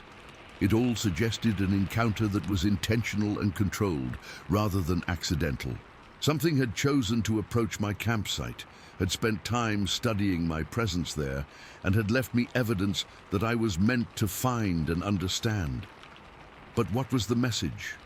What was it trying to communicate? I've done research on similar encounters in the Pisgah National Forest and other parts of the Blue Ridge Mountains. I found more reports than I expected, campers describing similar experiences with large, unknown creatures, hikers finding their gear moved overnight, and numerous accounts of that same type of piercing scream echoing through the forest at night. Most of these reports are dismissed by park officials as imagination or misidentification of known animals. But reading through them, I see patterns and consistencies that suggest something real and ongoing. The Blue Ridge Mountains have been home to stories of large, hair-covered beings for as long as people have lived in the region. Native American tribes in the area had legends about such creatures, and early European settlers reported encounters with things they couldn't explain or categorize. If such beings do exist, the vast wilderness areas of places like Pisgah National Forest would provide perfect habitat. Dense forest for cover, numerous water sources, and limited human presence would allow something large and intelligent to remain hidden while occasionally making contact with the few humans who venture deep enough into their territory. What stays with me most about my encounter is the sense that it was a deliberate communication rather than a random wildlife encounter. The careful way my belongings were rearranged, the methodical circling of my campsite, the massive footprints left where I couldn't miss them, all of it suggested something that wanted me to know I'd been visited, studied, and found harmless. Like I'd been given a message that I was being watched and evaluated by something that understood me better than I understood it. Sometimes I wonder what would have happened if I'd been brave enough to unzip my tent during those long hours when something was moving around my campsite. Would I have seen it clearly? Would it have tried to communicate with me directly? But mostly I'm grateful that the encounter remained peaceful and that whatever was out there chose to leave me unharmed, because I'm convinced now that something large and unknown is living in those mountain forests, something that observes us from the shadows and occasionally makes contact in ways we don't fully comprehend. The memory of that scream still echoes in my mind, and the knowledge that something intelligent enough to rearrange my campsite and leave me messages is out there in the wilderness has changed the way I think about these remote places forever. Some encounters leave you with the absolute certainty that we share this world with things we don't understand, and this was definitely one of them. Story 9. I set up a trail camera earlier that day, about 300 yards uphill from our campsite in the Black Hills National Forest in South Dakota. My two friends and I were testing out this new infrared model I'd bought online, and I figured the dense woods around our camp would be perfect for catching some wildlife footage. We'd been camping in this area for years, always at the same general spot because it's far enough off the beaten path that we never run into other people. but still accessible enough that we can get our gear in without too much trouble. The site sits in a natural clearing surrounded by thick pine and oak forest, with a small stream running about 50 yards to the east. The camera was one of those motion-activated trail cams that hunters use to monitor game trails. I'd mounted it on a sturdy pine tree, facing a narrow path that looked like deer or elk used it regularly. The area was maybe 20 feet wide, with dense underbrush on both sides, so anything moving through would have to pass right in front of the lens. I'd set it up around noon, checking the battery levels and making sure the infrared flash was working properly. The camera had a 32-gigabyte SD card that could store several days' worth of footage, and I was hoping to get some good shots of the local wildlife to test out the night vision capabilities. We spent the afternoon hiking around the area, exploring some of the more remote trails, and just enjoying being away from everything for a few days. The weather was perfect, clear skies, temperature in the low 70s, with just enough breeze to keep the bugs at bay. Around 2 in the morning, I woke up to sounds coming from the forest. At first, I thought it might be a deer or elk moving through the trees, but as I listened more carefully, I realized the sounds were too chaotic and widespread to be coming from just one animal. There was a lot of branch breaking and rustling, like something large was pushing through the underbrush without much concern for being quiet about it. The sounds seemed to be coming from multiple directions, moving in a rough circle around our campsite at a distance of maybe 100 yards. I nudged one of my friends awake and whispered for him to listen. He heard it too, definite movement in the forest, but too erratic and noisy to be normal animal behavior. We lay in our sleeping bags, trying to figure out what we were hearing. The sounds continued for maybe 20 minutes, sometimes getting closer, sometimes farther away. Then everything went quiet, and we didn't hear anything else for the rest of the night. In the morning, I mentioned that I wanted to check the trail camera to see if it had captured whatever was moving around during the night. We had breakfast first, then hiked up the hill to where I'd mounted the camera. That's when we discovered it was gone. The tree where I'd attached it was easy to find. I'd wrapped the mounting strap around a distinctive double-trunk pine that stood out from the surrounding forest. But the camera wasn't there anymore. At first I thought maybe I'd remembered the location wrong, so we spent about an hour searching the immediate area, checking every tree that looked like it might have been the right one. But I was sure I had the right spot, and the camera was definitely not where I'd left it. Then one of my friends called out from about 10 feet away. He'd found the camera, but it was lying face down on the forest floor, maybe 15 feet from the tree where I'd mounted it. When I picked it up, I could see that something had gone seriously wrong. The front of the camera housing was cracked, with a spider web pattern of fractures radiating out from what looked like a single impact point. The mounting strap was still attached, but it had been torn rather than cut or unbuckled. The camera was still functional, the power light was on, and it was still recording, but something had clearly knocked it off the tree with considerable force. I switched it off and removed the SD card, figuring we'd check the footage when we got back to camp where I had my laptop. Maybe we'd caught whatever had been moving around during the night, and maybe that same thing had somehow caused the camera to fall. Back at camp, I plugged the SD card into my laptop and started reviewing the footage. For the first several hours, it was exactly what you'd expect from a trail camera in the forest. A few shots of deer moving through the area, a raccoon that investigated the camera briefly, and a lot of empty footage where the motion sensor had been triggered by wind moving the branches. Then around 1:50 in the morning, something appeared that made my blood run cold. The timestamp showed 1:53 a.m. when the camera started recording what looked like a large shape moving through the trees at the edge of the frame. The infrared footage was grainy and hard to make out clearly, but I could see something big and dark pushing through the underbrush. A few seconds later, the shape moved closer to the camera, and I got a much better look at what we were dealing with. It was walking upright on 2 legs, but it was much larger than any human. The infrared camera showed it as a white-hot silhouette against the cooler background, and I could make out broad shoulders, long arms, and a head that seemed proportionally small for the massive body. The thing moved with this fluid, purposeful gait that was definitely not human, but too coordinated to be any animal I could identify. It walked directly toward the camera, and for a few seconds it filled most of the frame. That's when I saw something that made my heart skip a beat. The creature stopped directly in front of the camera and appeared to be looking straight into the lens. The infrared image showed the heat signature of what was clearly a face, two bright spots where the eyes would be, and a larger heat signature in the center that must have been the nose and mouth area.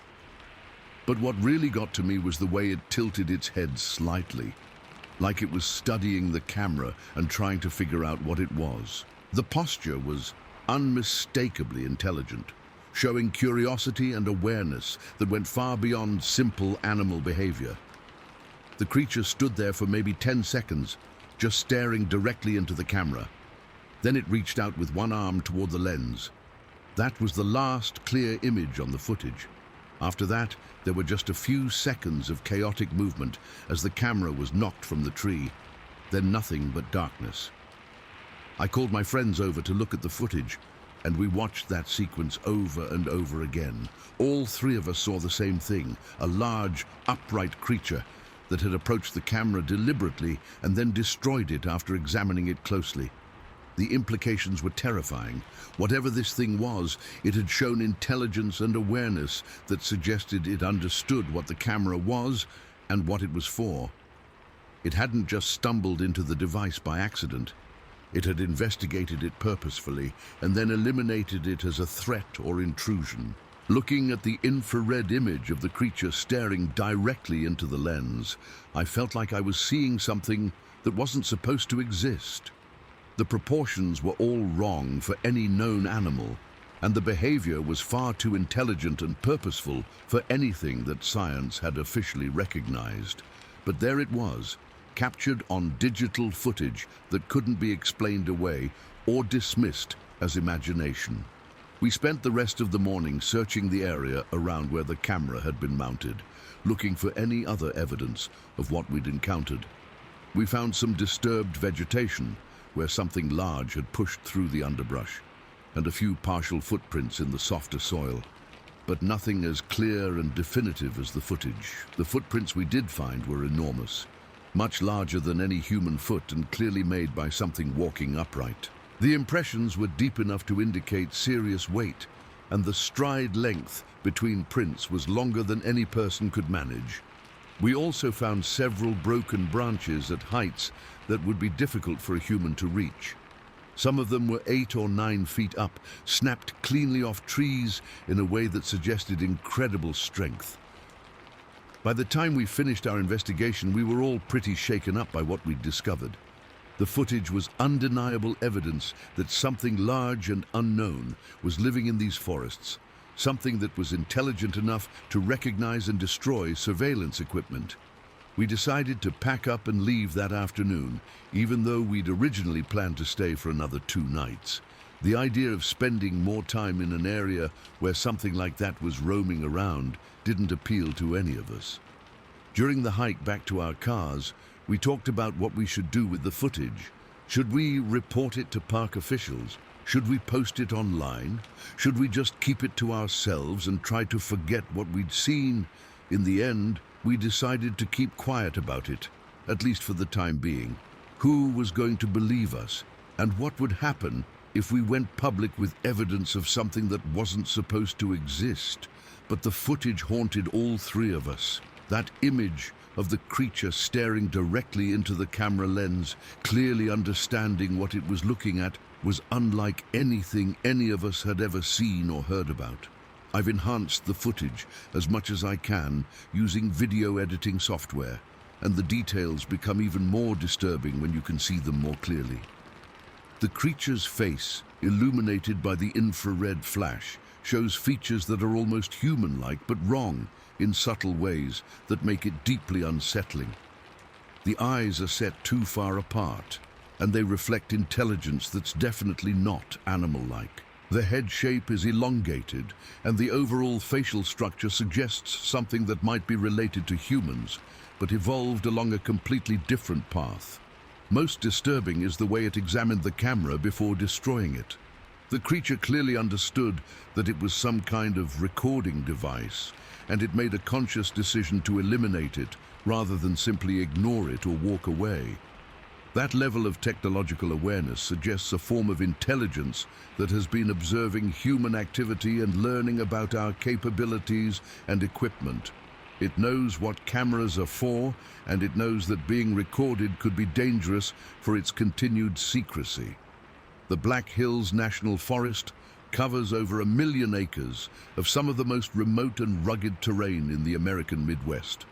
There are vast areas of dense forest, hidden valleys, and mountain ranges that are rarely visited by humans. If something large and intelligent wanted to remain hidden while studying human activity, this would be one of the perfect environments. I've done research on similar encounters in the Black Hills region, and I've found more reports than I expected. Hikers describing glimpses of large, upright figures moving through the forest, campers reporting equipment going missing or being destroyed, and numerous accounts of that same kind of intelligent, purposeful behavior. Most of these reports are dismissed by authorities as hoaxes or misidentifications, but after seeing our footage, I'm convinced that at least some of them are genuine encounters with something real and ongoing. The Native American tribes that originally inhabited the Black Hills have stories going back generations about large, hair-covered beings that live in the deepest parts of the forest. These stories describe creatures that are shy and reclusive, but highly intelligent, capable of observing human activity without being detected.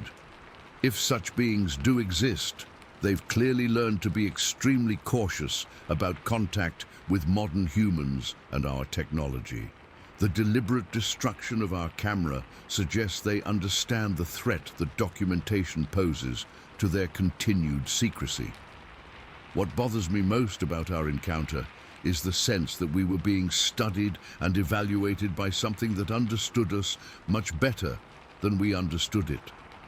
The creature didn't just stumble across our camera by accident. It approached it with purpose and intelligence, examined it carefully, and then made a calculated decision to destroy it. That suggests a level of strategic thinking and technological awareness that's far more unsettling than simple animal behavior. We're dealing with something that has been watching human activity, learning about our capabilities, and making conscious decisions about when and how to interact with our presence in their territory. The footage we captured is probably the clearest evidence of such a creature that's ever been recorded. The infrared imagery shows details that would be impossible to fake, and the behavior we documented is too intelligent and purposeful to be explained by any known animal. But we've decided to keep it private, at least for now. The implications of going public with evidence like this are too complicated and potentially dangerous. If these creatures really do exist, they've managed to remain hidden for good reasons, and exposing them could have consequences we can't predict or control. Sometimes I wish we'd never set up that camera in the first place. The knowledge that something like that is out there, watching and studying us from the shadows, has changed the way I think about wilderness areas forever. I can't go camping or hiking now without wondering if I'm being observed by something that understands me better than I understand it. The idea that ancient intelligences might be living in our forests, making calculated decisions about when to reveal themselves and when to remain hidden, is both fascinating and terrifying. The footage is locked away on an encrypted drive, but I still watch it sometimes when I can't sleep. That image of the creature staring directly into the camera, clearly aware of what it was looking at and deciding what to do about it, never fails to give me chills, because I know now that we share this world with things that are much more intelligent and aware than we ever imagined. and they've been watching us far longer than we've been looking for them. Story 10. I was camping with my wife and our 2 kids near this isolated little lake in the Chattahoochee National Forest in Georgia. It was supposed to be a perfect family getaway.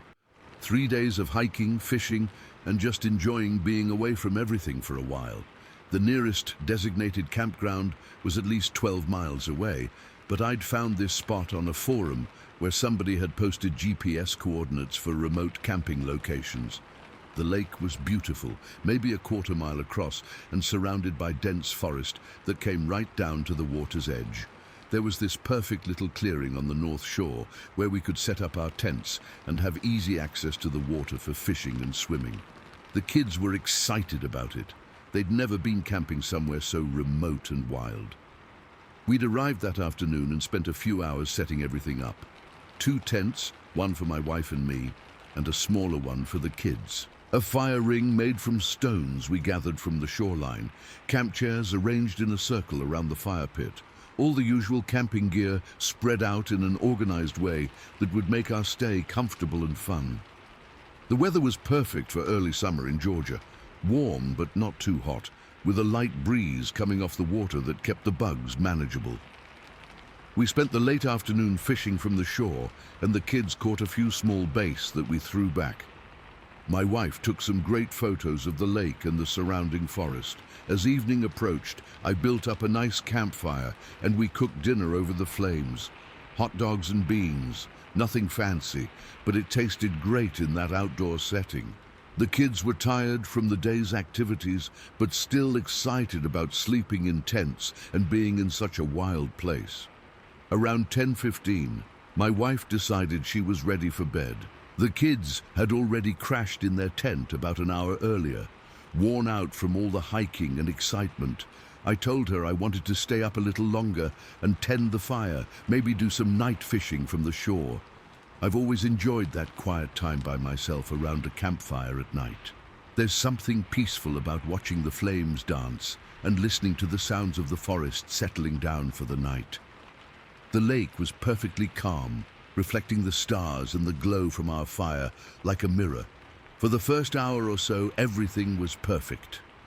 I caught a decent-sized bass that I released back into the lake, and I just sat there enjoying the solitude and the natural beauty of the place. Occasionally I'd hear an owl calling from across the water, or the splash of a fish jumping somewhere out in the darkness.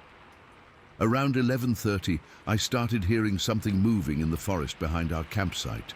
At first I thought it might be a deer coming down to the water to drink, which wouldn't be unusual in an area like this. But as I listened more carefully, I realized the sounds were too heavy and too deliberate to be coming from any deer. Something large was pushing through the underbrush, making no effort to be quiet about it. I could hear branches breaking and leaves crunching under what sounded like very heavy footsteps. The sounds were moving in a rough line parallel to the shoreline, maybe 50 or 60 yards back in the trees. I added another log to the fire to get more light and grabbed my flashlight from my camp chair. The sounds continued for several more minutes, sometimes getting closer to our campsite, sometimes moving farther away. But whatever was making them was definitely large and definitely moving on 2 legs rather than 4. Then the sound stopped completely and the forest went quiet in a way that made me nervous. When predators move through an area, all the smaller animals go silent until the danger passes. That kind of absolute quiet usually means something dangerous is nearby. I was starting to think about waking up my wife and getting everyone ready to leave when I heard something that made my blood turn to ice. It was coming from the direction of the lake, maybe 30 yards from where I was sitting. A low, deep breathing sound that was much too powerful to be coming from any human. Each breath was slow and controlled, like something very large was trying to be as quiet as possible, but couldn't help the fact that its breathing was naturally loud. I clicked on my flashlight and swept the beam across the area where I thought the sound was coming from, but I didn't see anything except trees and shadows. The breathing continued for maybe a minute, then stopped. That's when I saw movement at the edge of my flashlight beam. Something tall and dark stepped quickly behind a large pine tree at the edge of our campsite, moving fast enough that I only caught a glimpse of it. But what I saw was definitely upright and much larger than any person. The shape was massive across the shoulders and had arms that seemed way too long for its body. I kept the flashlight pointed at the tree where I'd seen it disappear, but nothing else moved. My hands were starting to shake, and I could feel sweat breaking out on my forehead despite the cool night air. That's when I heard my wife's voice from inside our tent, asking if everything was okay. She'd been awakened by something, maybe the sounds I'd been hearing, or maybe just a sense that something was wrong. I told her quietly that I'd heard some large animal moving around and that she should stay in the tent with the kids while I figured out what it was. I didn't want to panic her, but I was definitely getting scared by what I was seeing and hearing. A few minutes later, I heard the breathing again, but this time it was coming from a different direction. Whatever was out there had moved around to the other side of our campsite without making any sound that I could detect. Then I heard something that nearly made me jump out of my skin. It was a low, rumbling growl that seemed to come from deep in the chest of something much larger than any animal I could think of. The sound was controlled and deliberate, not the angry snarl of a threatened animal, but more like a warning or announcement. The growl seemed to go on forever, echoing across the water and bouncing back from the forest on the far side of the lake. When it finally stopped, the silence that followed was absolute.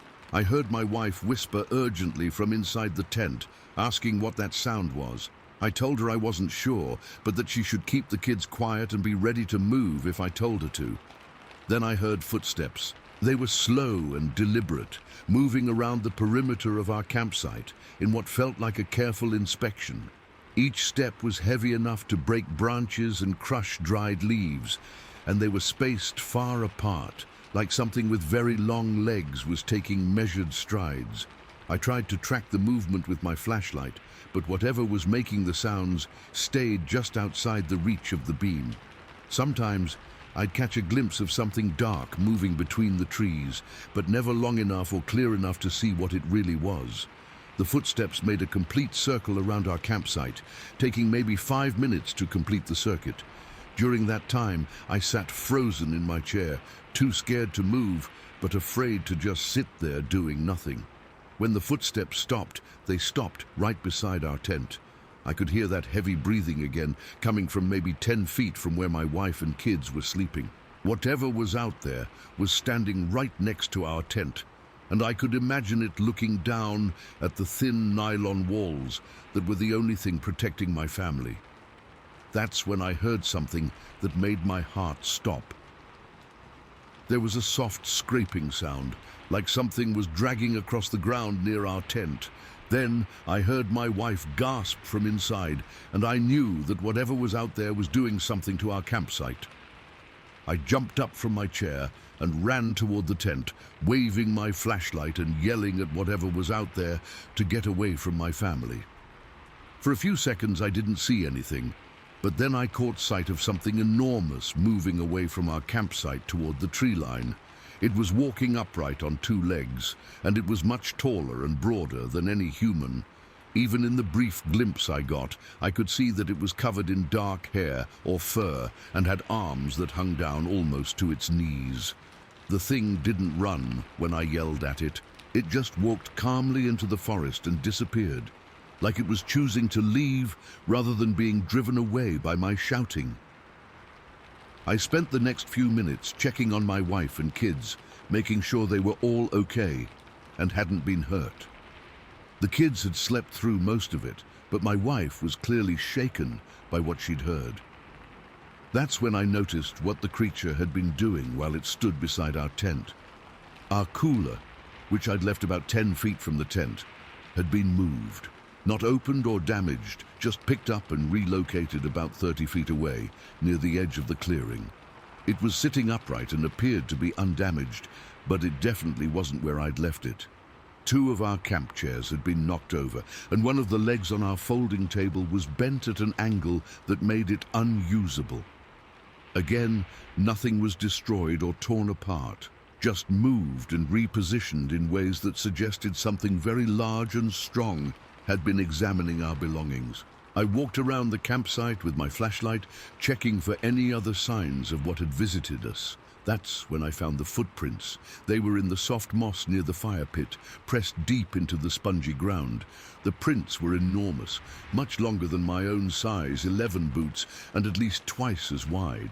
They were clearly made by bare feet with distinct toe impressions and a broad heel that was unlike anything I'd ever seen. The depth of the impressions indicated something incredibly heavy had made them, and the spacing between prints showed a stride length that was much longer than any human could manage. I found several of these prints around our campsite, all showing the same massive proportions and distinctive barefoot characteristics. The trail led from the forest, around our camping area, and back into the trees on the other side of the clearing. Standing there looking at those footprints in the light of my flashlight, I felt a terror unlike anything I'd ever experienced.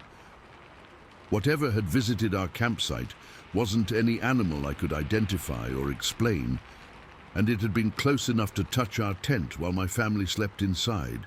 We didn't sleep for the rest of that night. We sat huddled together in one tent, listening for any sound that might indicate the thing was coming back. Every small noise from the forest made us tense up and hold our breath. When morning finally came, we packed up our gear as quickly as possible and got out of there. The kids were confused about why we were leaving so early, but I told them we'd had reports of bear activity in the area and needed to move to a safer location. During the drive home, my wife and I talked about what we'd experienced. She'd heard everything I'd heard: the breathing, the growling, the footsteps circling our campsite. She'd also felt the tent shake slightly when something had brushed against it during the night. What scared her most was how deliberate and intelligent the whole encounter had seemed.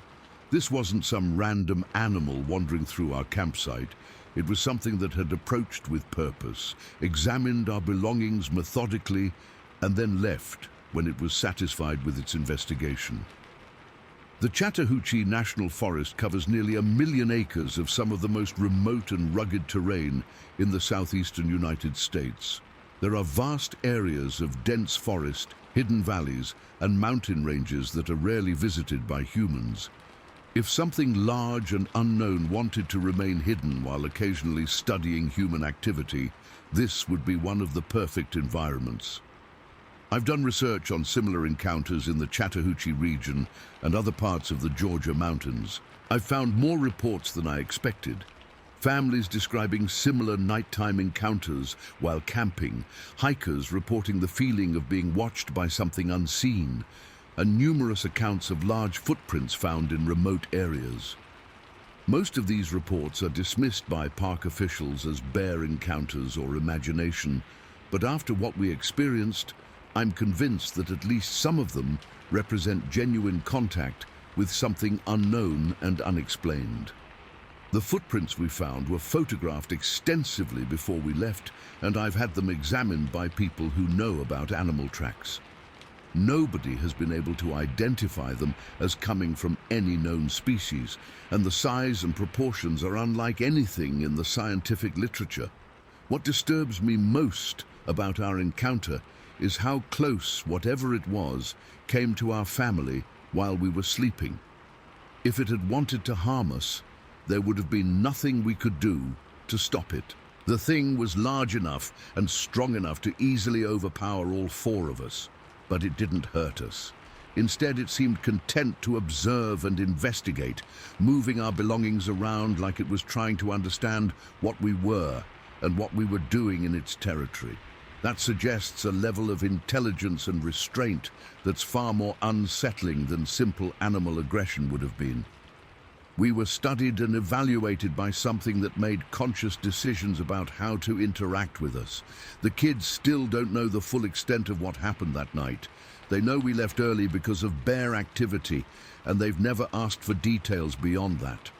But my wife and I will never forget the terror of sitting in that tent, listening to something enormous moving around our campsite, and knowing that only thin fabric walls separated us from it. We haven't been camping in remote locations since then.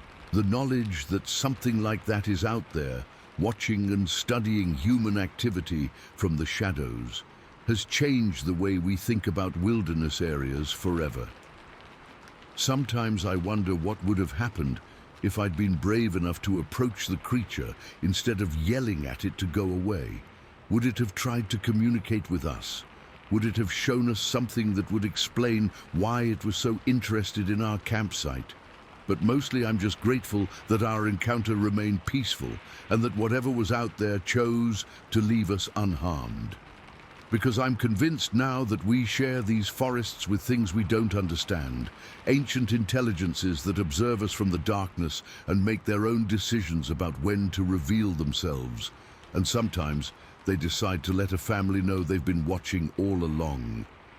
Story 11. 3 of us had driven down from Charleston to spend a couple nights at this rental cabin on the outskirts of the Monongahela National Forest in West Virginia. It was one of those last-minute weekend trips where we just wanted to get away from everything and relax somewhere quiet and remote.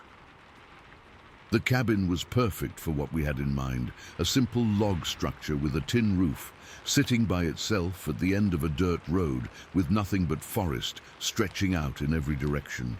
No neighbors, no cell service, no distractions, just a basic 2-bedroom place with a front porch and a wood-burning stove that we could use to stay warm if the nights got cold.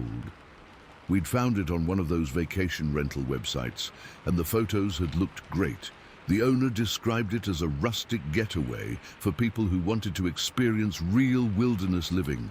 The price was reasonable, and the location was exactly what we were looking for, isolated enough to feel like we were completely away from civilization.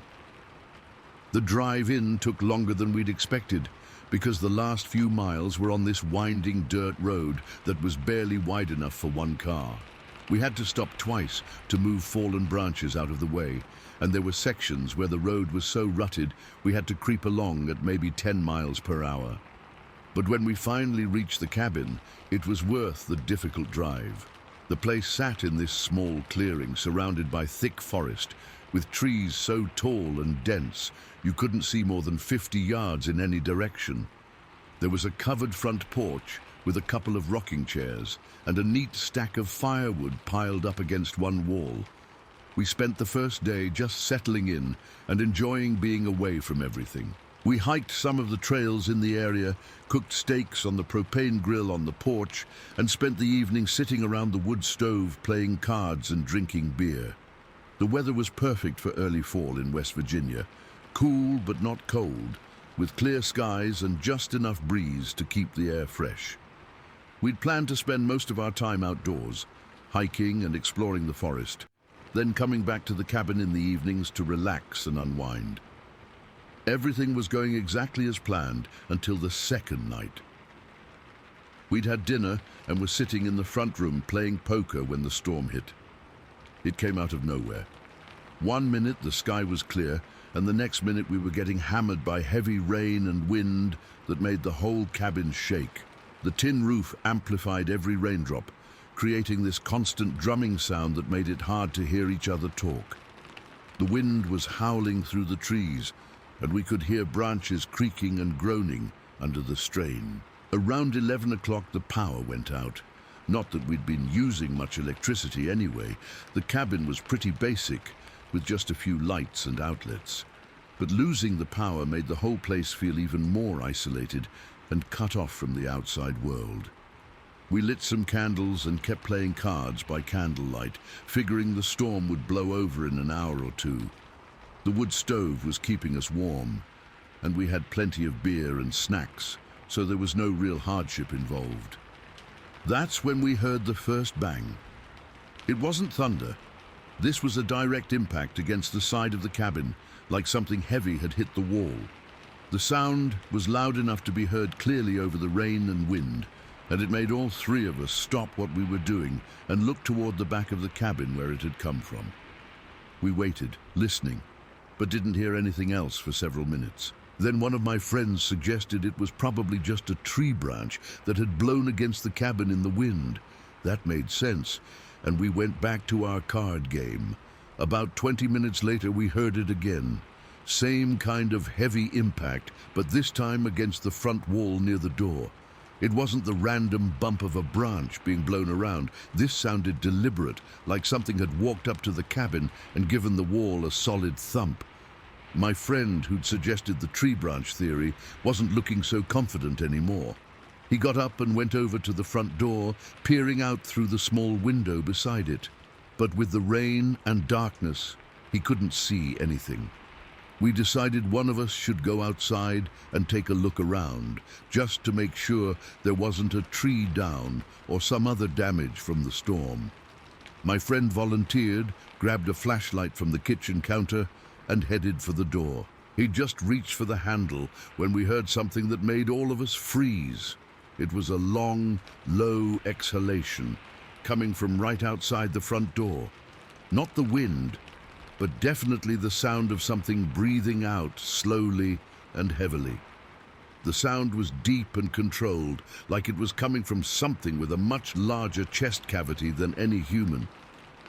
My friend backed away from the door like it was on fire. We all stood there listening, but the breathing sound didn't repeat. After a few minutes, he worked up the courage to look out the window again, but he still couldn't see anything in the darkness and rain. We decided to wait until the storm passed before investigating further. Whatever was out there, we figured it was probably just seeking shelter from the rain and would move on once the weather cleared up. But the sounds continued throughout the night. Sometimes it was that heavy impact against the walls, always from different locations around the cabin. Sometimes it was the sound of something scraping against the wooden siding, like claws or rough bark being dragged along the exterior walls.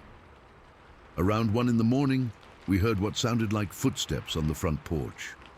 Heavy, deliberate steps that made the wooden planks creak under significant weight. The footsteps moved from one end of the porch to the other, then stopped.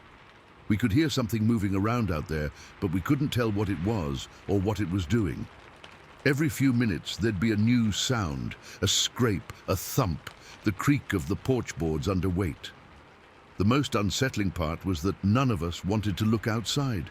We kept making excuses about why we shouldn't open the door or even peer out the windows.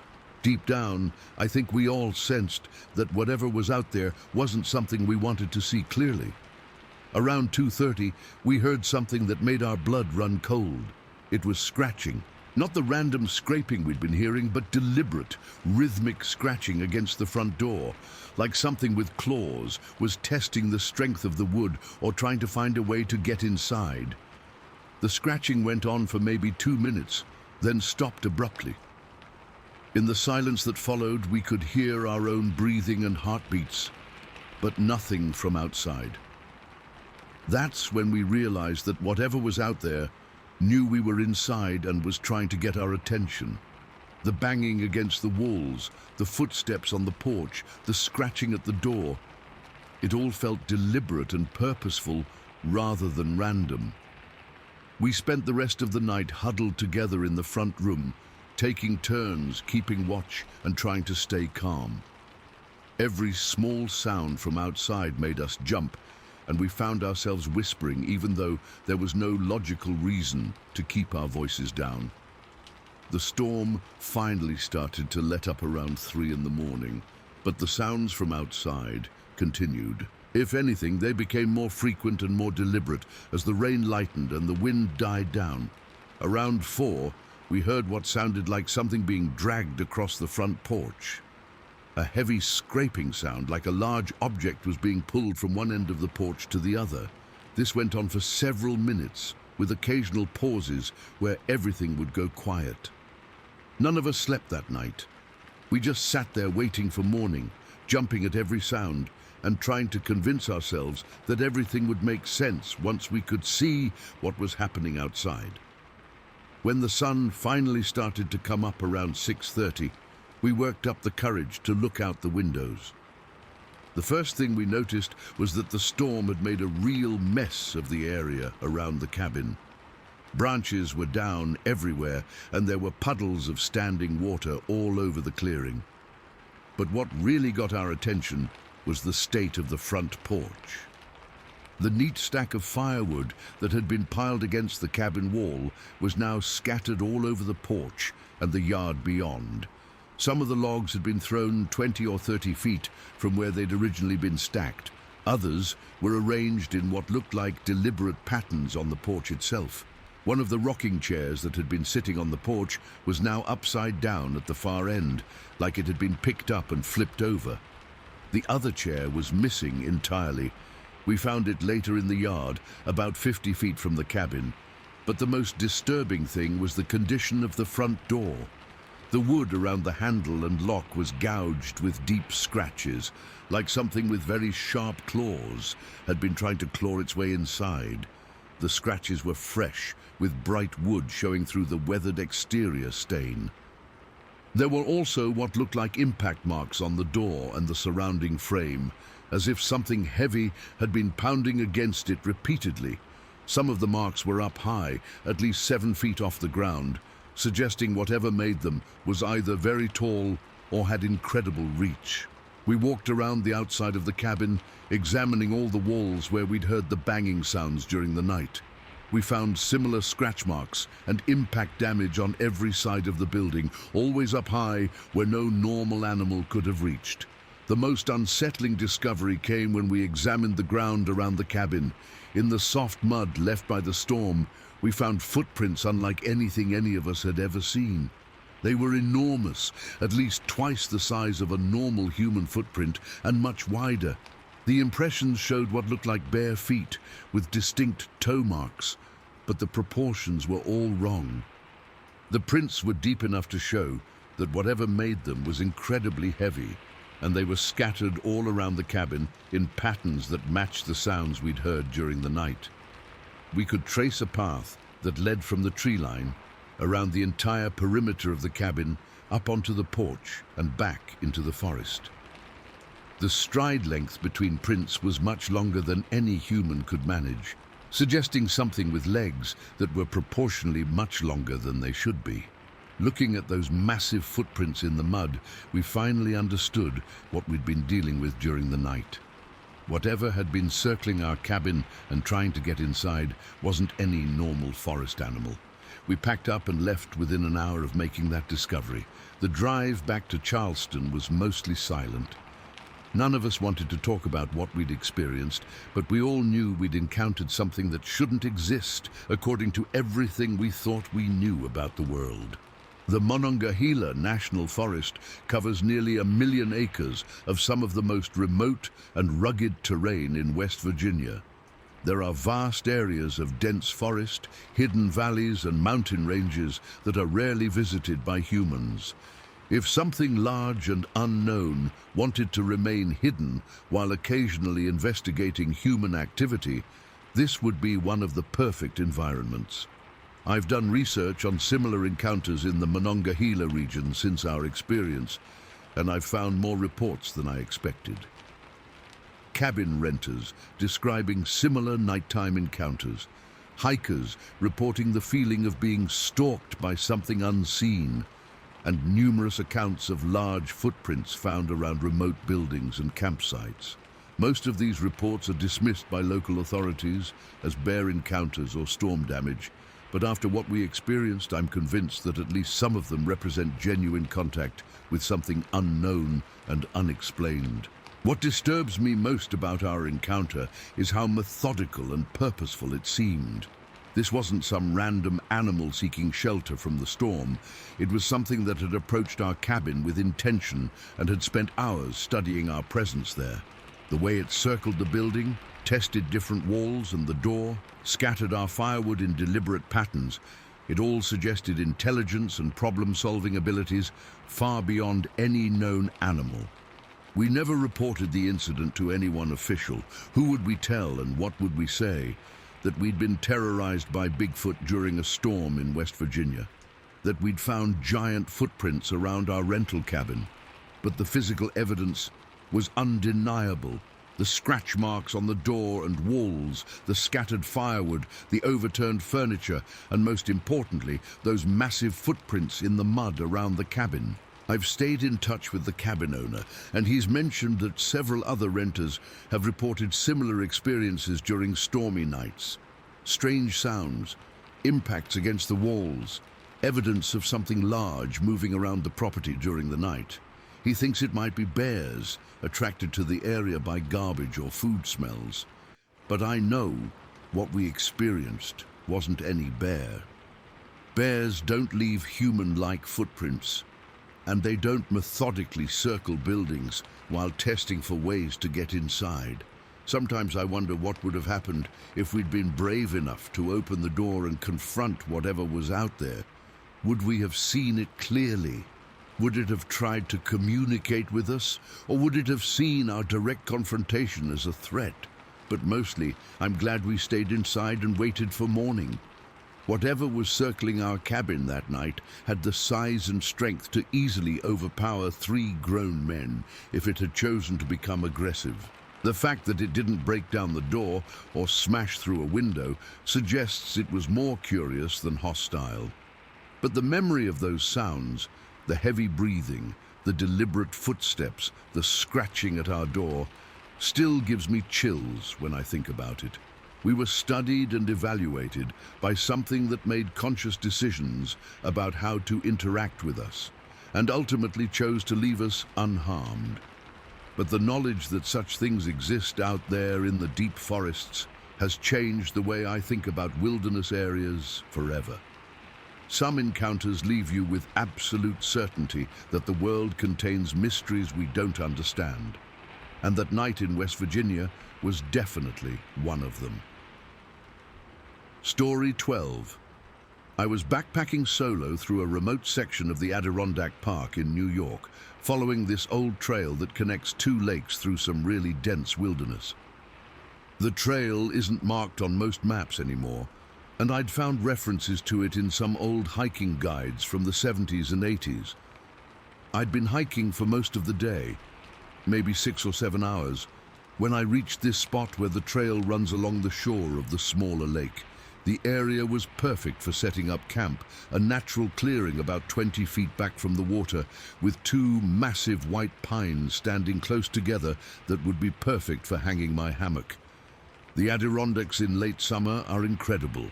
The forest is thick and green, the lakes are crystal clear, and if you get far enough from the main trails, you can go for days without seeing another person.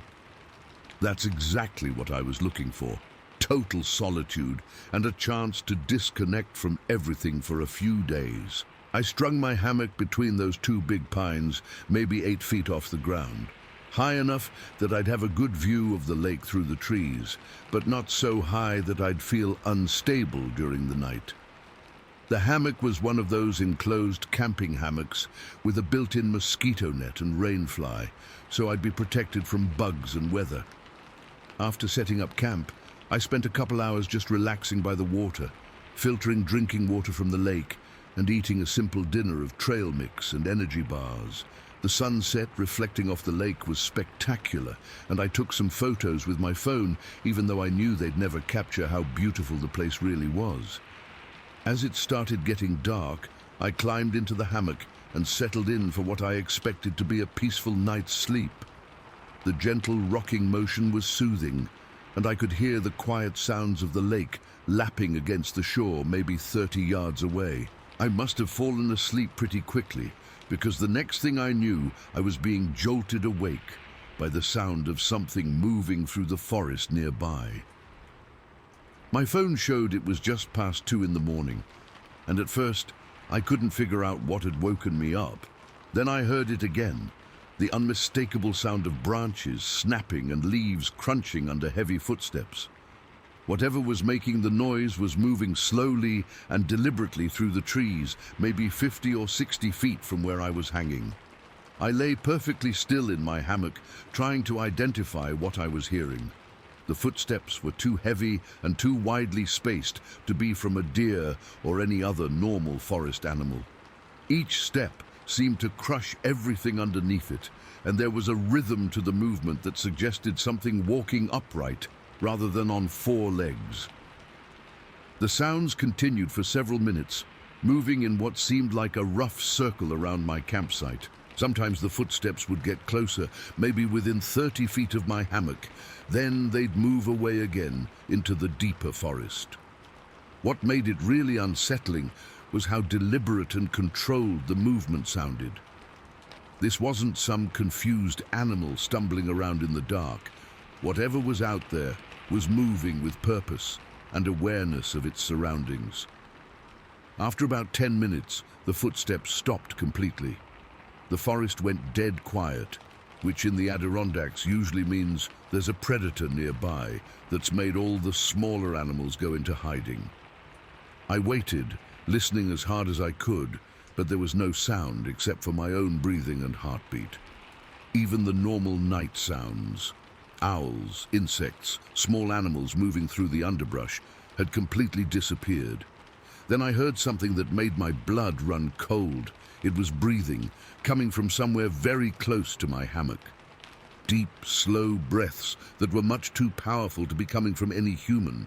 The breathing was controlled and deliberate, like whatever was doing it was trying to be as quiet as possible, but couldn't hide the fact that it was so large, its breathing was naturally loud.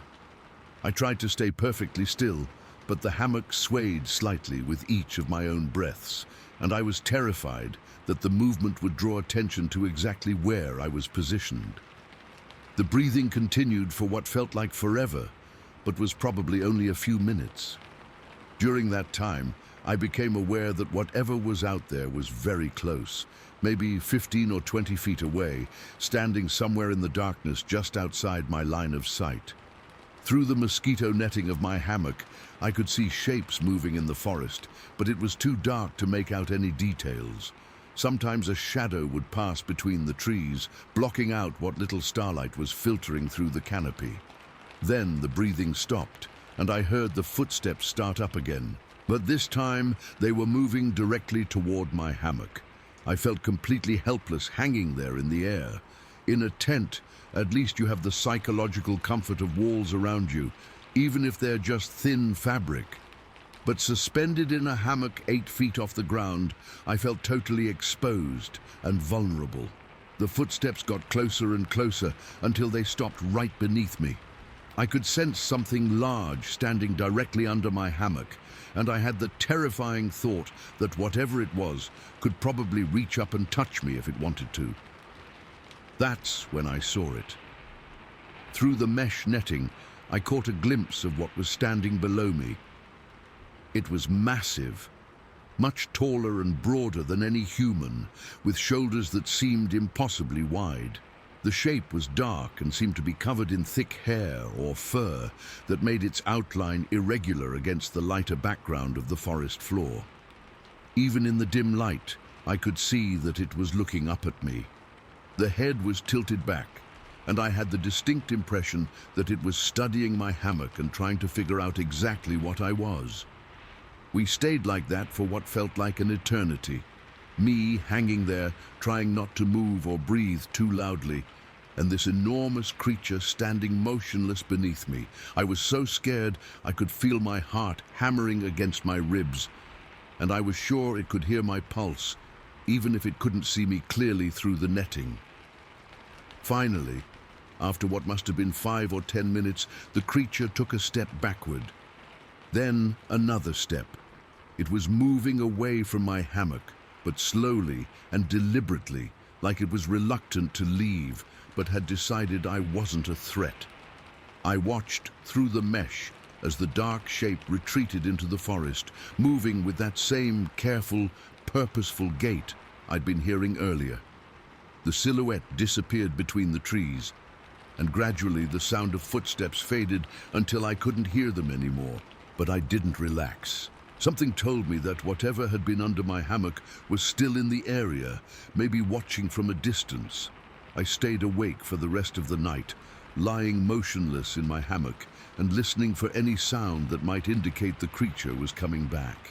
Every small noise from the forest made me tense up. the hoot of an owl, the splash of a fish jumping in the lake, even the rustle of wind through the trees. Around 5 in the morning, the normal sounds of the forest started to return. Birds began calling, insects resumed their chirping, and I heard what sounded like a beaver slapping its tail out on the lake. It was like the ecosystem had been holding its breath all night and was finally starting to relax. When the sun came up around 6:30, I finally worked up the courage to climb down from my hammock and look around the area where I'd seen the creature standing. The ground beneath my hammock was soft with decades of fallen pine needles, and I could clearly see where something had been standing.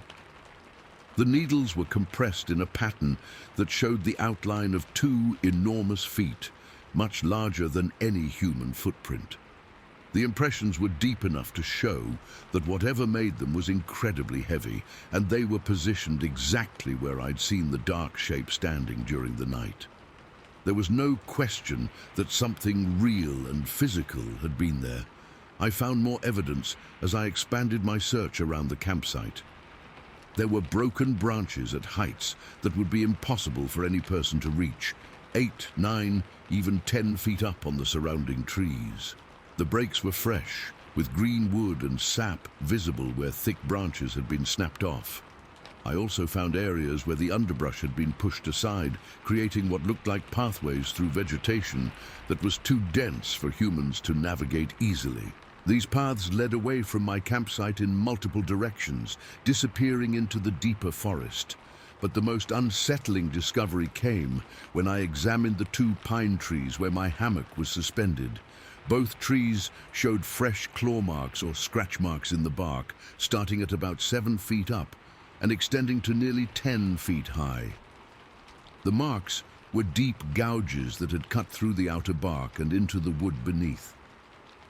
The pattern of the scratches suggested something with very large hands or paws had gripped the trees, maybe to steady itself while it looked up at my hammock. The marks were positioned exactly where something standing beneath me would have placed its hands if it had wanted to climb up toward where I was sleeping. Looking at those scratch marks, I realized how close I'd come to a much more direct encounter. Whatever had been standing under my hammock during the night had clearly been capable of climbing up to reach me if it had chosen to do so. I packed up my gear and got out of there as fast as I could. The idea of spending another night in that area, knowing that something so large and unknown was living in the forest, was absolutely terrifying. The hike back to my car took most of the day, and I spent the entire time looking over my shoulder and listening for any sound that might indicate I was being followed. Every snapping twig or rustling bush made me jump, and I found myself walking much faster than normal. But I didn't encounter anything unusual during the hike out. Whatever I'd met during the night seemed content to let me leave its territory without further interaction. The Adirondack Park covers 6 million acres of wilderness, with vast areas that are rarely visited by humans. There are remote valleys, hidden lakes, and mountain ranges where something large and intelligent could live for generations without being detected by modern civilization. If such creatures do exist, the Adirondacks would be one of the perfect places for them to remain hidden. The dense forest provides cover, the numerous lakes and streams provide water and food sources, and the region's sparse population would minimize unwanted encounters with humans. I've done research on similar incidents in the Adirondack region since my experience, and I found more accounts than I expected. Backpackers describing encounters with large, upright creatures, campers reporting the feeling of being watched from the forest, and numerous sightings of oversized footprints in remote areas. Most of these reports are dismissed by park officials as bare encounters or imagination, but after what I experienced, I'm convinced that at least some of them represent genuine contact with something unknown and unexplained. What stays with me most about that night is the sense that I was being studied and evaluated by something with intelligence far beyond any known animal. The way the creature positioned itself beneath my hammock, the deliberate way it examined my campsite, the scratch marks it left on the trees. It all suggested conscious decision-making and problem-solving abilities. The creature had approached my campsite with purpose, investigated my presence thoroughly, and then made a decision to retreat without causing harm. That kind of restraint and judgment suggests a level of intelligence that's deeply unsettling to contemplate. I still go backpacking in the Adirondacks, but I've never returned to that particular area, and I've never used a hammock for camping since then. The memory of hanging there helplessly while something enormous stood beneath me, studying my presence and deciding what to do about it, is too vivid and terrifying. Sometimes I wonder what would have happened if I'd made some noise or tried to communicate with the creature while it was standing under my hammock. Would it have responded? Would it have tried to climb up to reach me? Or would it have simply disappeared back into the forest like it eventually did? But mostly, I'm grateful that the encounter remained peaceful and that whatever was out there chose to leave me unharmed, because I'm convinced now that there are things living in the deep wilderness that most people will never see.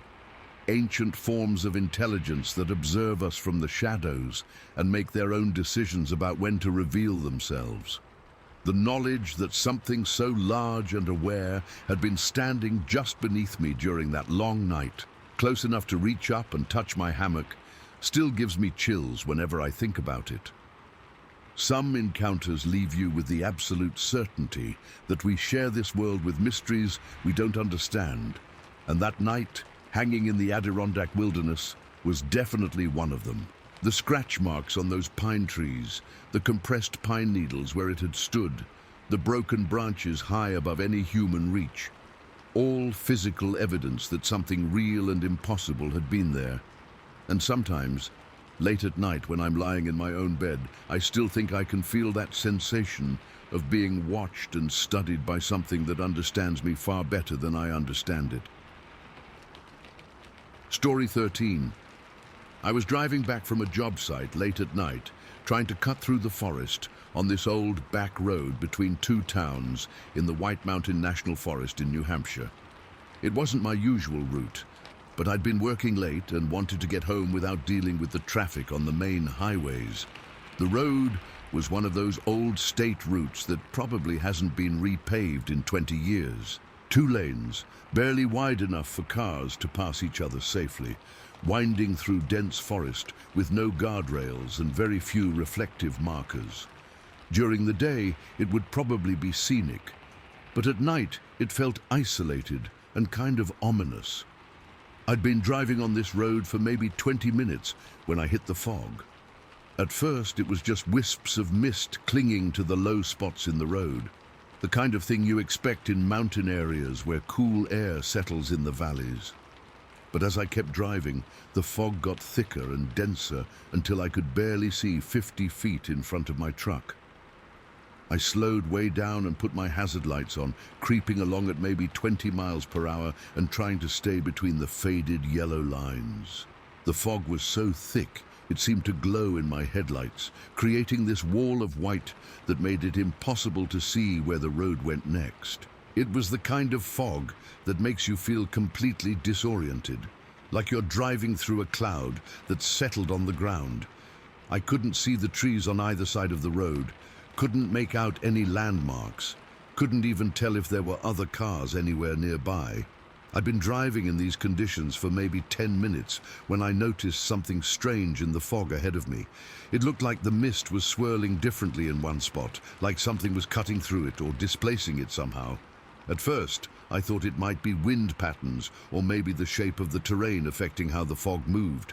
But as I got closer, I realized there was definitely something in the road ahead of me that was causing the disturbance. I slowed down even more, trying to figure out what I was looking at. The fog was so dense that I couldn't make out any clear shapes, but there was definitely something there, something that was blocking part of the road. Then I saw movement on the right shoulder, and I realized what I was looking at. There was someone standing at the edge of the forest, right where the tree line met the road. At first, I thought it might be another driver who'd pulled over because of the fog, maybe someone who was having car trouble or had gotten confused about where they were. But as I got closer, I could see that whoever was standing there wasn't acting like a stranded motorist. They weren't waving for help or trying to flag me down. They were just standing there motionless, like they were watching my truck approach. I slowed down to maybe 10 miles per hour, trying to get a better look at what was going on. That's when the figure stepped into the road. I hit the brakes hard, bringing my truck to a complete stop, maybe 30 feet from whatever was standing in front of me. My headlights were cutting through the fog just enough to illuminate the shape, and what I saw made my blood run cold. It wasn't a person. The thing standing in my headlight beams was enormous, easily over 7 feet tall, with shoulders that were much broader than any human's. It was covered in thick, coarse hair that looked dark but had lighter patches that caught the light from my truck. The arms were incredibly long, hanging down past where its knees would be, and the overall build was massively muscled but not fat. The head looked proportionally small compared to the huge body, but I could see that it was definitely shaped like a head rather than just being part of the torso. What scared me most was that it didn't seem surprised or startled by my truck appearing out of the fog. It was looking directly at me through the windshield, and I had the distinct impression that it had been waiting for me to arrive. We stayed like that for what felt like forever. Me sitting in my truck with the engine running and this massive creature standing motionless in my headlights. Both of us just looking at each other through the thick fog. The thing's posture was alert, but not aggressive. It wasn't crouched down like it was getting ready to charge, and it wasn't making any threatening gestures. It was just standing there studying my truck and trying to figure out what I was. But there was definitely intelligence in the way it held itself. This wasn't some confused animal that had wandered into the road by accident.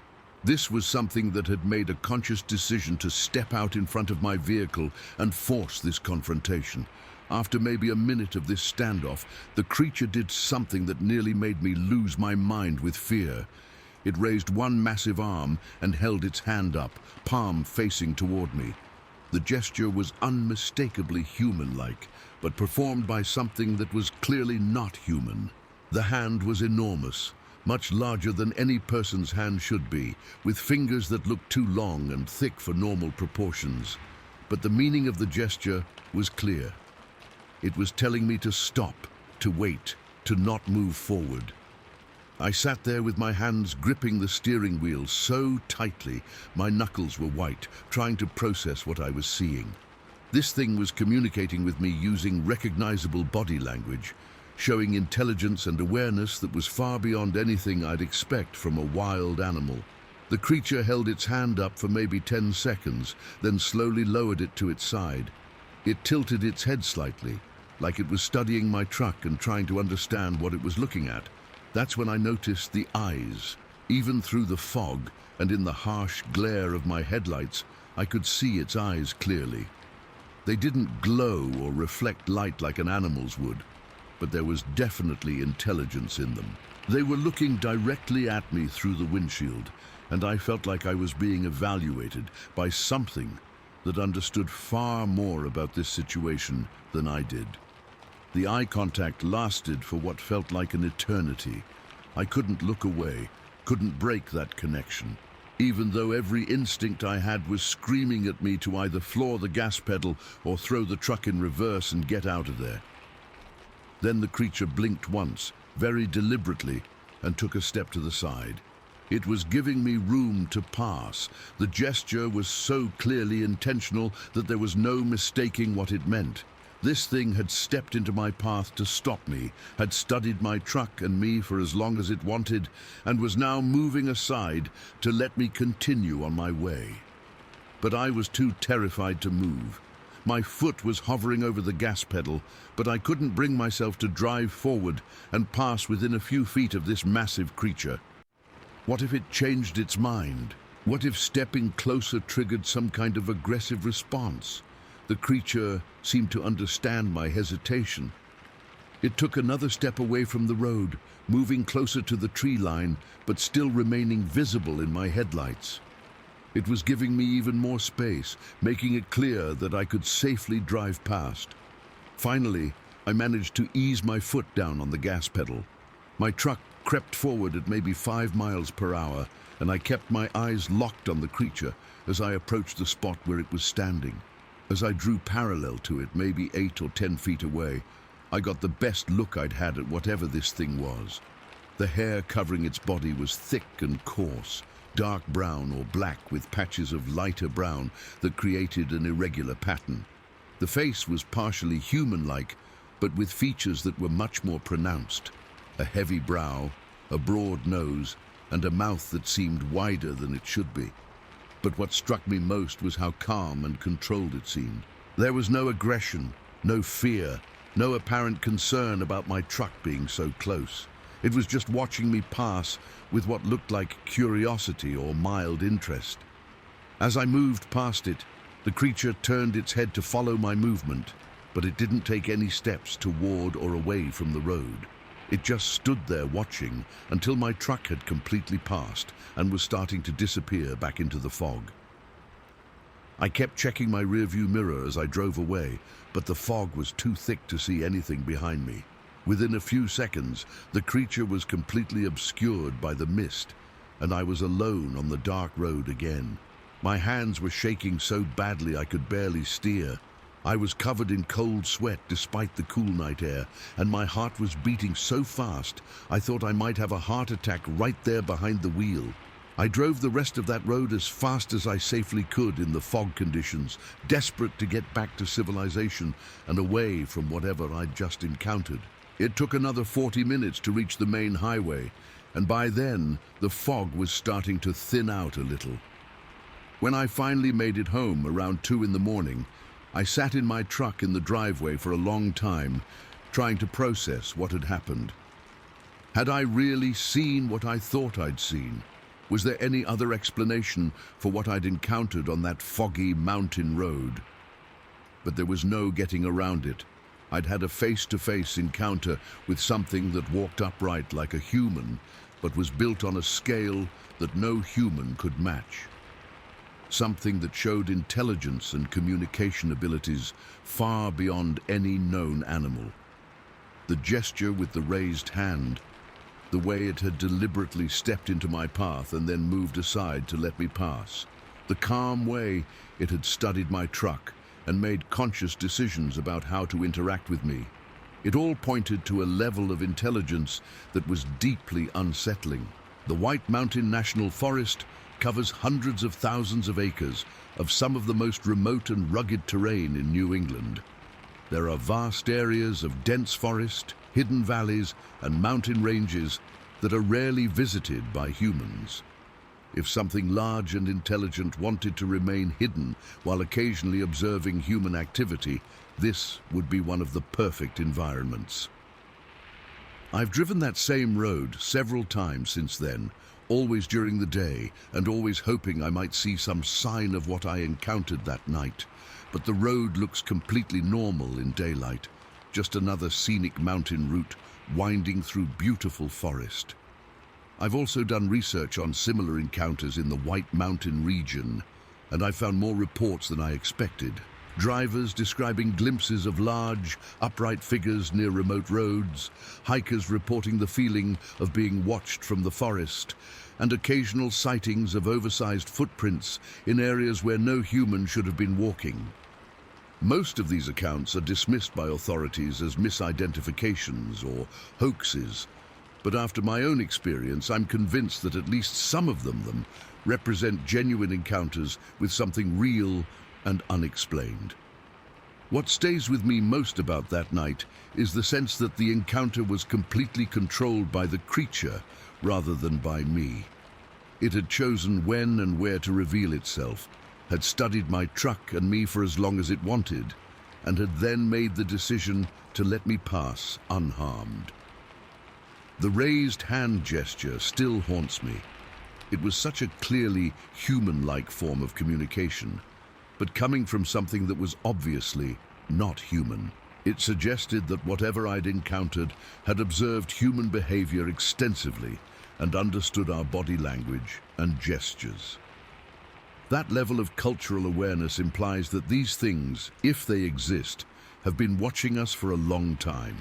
They understand how we behave, how we communicate, and probably much more about our society than we understand about theirs. Sometimes I wonder what would have happened if I'd gotten out of my truck and tried to approach the creature. Would it have communicated with me further? Would it have shown me something that would explain why it had chosen to reveal itself to me? But mostly I'm grateful that the encounter remained peaceful and that whatever was standing in that foggy road chose to let me pass safely, because I'm convinced now that there are forms of intelligence living in our forests that most people will never see, ancient beings that observe us from the shadows and make their own decisions about when and how to make contact. The memory of those eyes looking directly at me through the windshield, showing awareness and intelligence that was definitely not animal-like, still gives me chills whenever I think about it. Some encounters change the way you see the world forever, and that night in the fog-covered mountains of New Hampshire was definitely one of them. I know now that we share this planet with things that understand us far better than we understand them, and sometimes, under the right circumstances, they choose to let us know we're being watched. The fact that it used a recognizable human gesture to communicate with me suggests these encounters might be more common than anyone realizes, happening to people who are too scared or too confused to report what they've experienced. But I'll never forget that moment when something impossible raised its hand to tell me to stop, studied me with ancient, intelligent eyes, and then stepped aside to let me continue on my journey through the night. Story 14. I was on a backcountry skiing trip, trying to get from one Forest Service cabin to another in the Gallatin National Forest in Montana. The route I'd planned would take me through some pretty remote terrain, following old logging roads and game trails through areas that don't see many visitors even during peak season. It was my second day out, and I'd been making good time despite the challenging conditions. The snow was deep and fresh, maybe 3 feet of powder on top of an older base, which made for great skiing but slow going when I had to break trail through untracked areas. The weather had been perfect when I started. Clear skies, temperature around 20 degrees, just enough breeze to keep the snow from getting sticky on my skis. I'd been looking forward to this trip for months, planning it as a way to test my winter camping skills and explore some areas I'd never been to before. But around noon on the second day, the conditions started changing fast. The sky clouded over in a matter of minutes, going from bright blue to that heavy gray color that means serious weather is coming. The temperature dropped noticeably, and I started seeing those big, wet snowflakes that usually signal the beginning of a major storm. I checked my map and GPS, trying to figure out how far I was from the abandoned hunter's cabin I'd read about in some old trip reports. According to my calculations, I should be able to reach it within a couple hours, even if the weather got worse. But the storm hit harder and faster than I'd expected. Within an hour, I was skiing through a full blizzard. The snow was coming down so thick I could barely see 20 feet in front of me, and the wind was whipping it around so violently that it stung my face, even through my goggles and face mask. I was following what I thought was an old logging road, but with all the fresh snow and limited visibility, it was getting harder and harder to stay on track. Several times I had to stop and use my compass to make sure I was still heading in the right direction. By mid-afternoon, I was starting to get seriously worried. The storm showed no signs of letting up, and I was burning through my energy reserves trying to push through the deep snow in these conditions. If I didn't find shelter soon, I'd be in real trouble. That's when I finally spotted the cabin through the swirling snow. It was maybe 50 yards off to my left, barely visible through the trees and the falling snow. The structure looked old and weathered, with a sagging roofline and gaps between some of the logs, but it was definitely shelter. I skied over to it as fast as I could manage in the deep powder, desperate to get out of the storm and warm up before my core temperature dropped any further. The cabin was in worse shape than I'd hoped. The roof was partially caved in on one side, and the door was hanging off its hinges, but the main structure seemed sound enough to provide protection from the wind and snow. I cleared the snow away from the entrance and pushed the broken door open far enough to get inside with my skis and pack. The interior was dark and smelled like old wood and mouse droppings, but it was dry and blocked the wind. There was just one room, maybe 12 by 16 feet, with a stone fireplace along one wall and the remnants of some old furniture scattered around.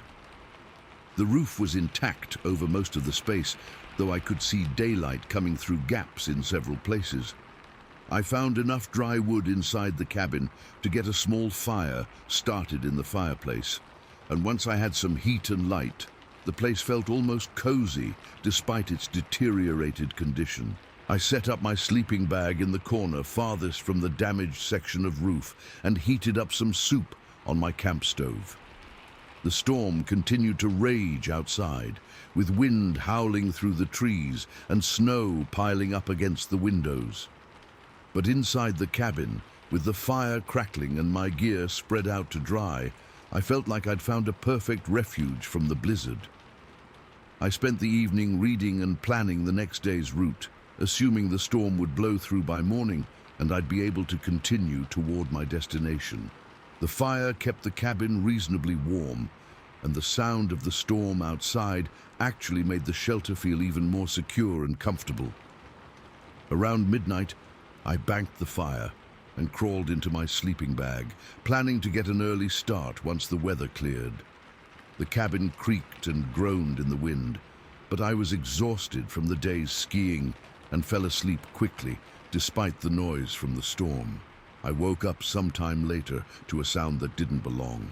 It wasn't the wind or the settling of the old building. This was deliberate movement, like something large was walking around outside the cabin, crunching through the snow with heavy, measured steps. At first, I thought it might be an elk or moose seeking shelter from the storm, which wouldn't be unusual in an area like this. Large animals often move around during winter storms, looking for windbreaks and areas with less snow accumulation. But as I listened more carefully, I realized the footsteps were too regular and purposeful to be from any four-legged animal. They sounded like something walking upright, taking slow, deliberate steps through the deep snow around the perimeter of the cabin. I lay still in my sleeping bag, trying to figure out what I was hearing.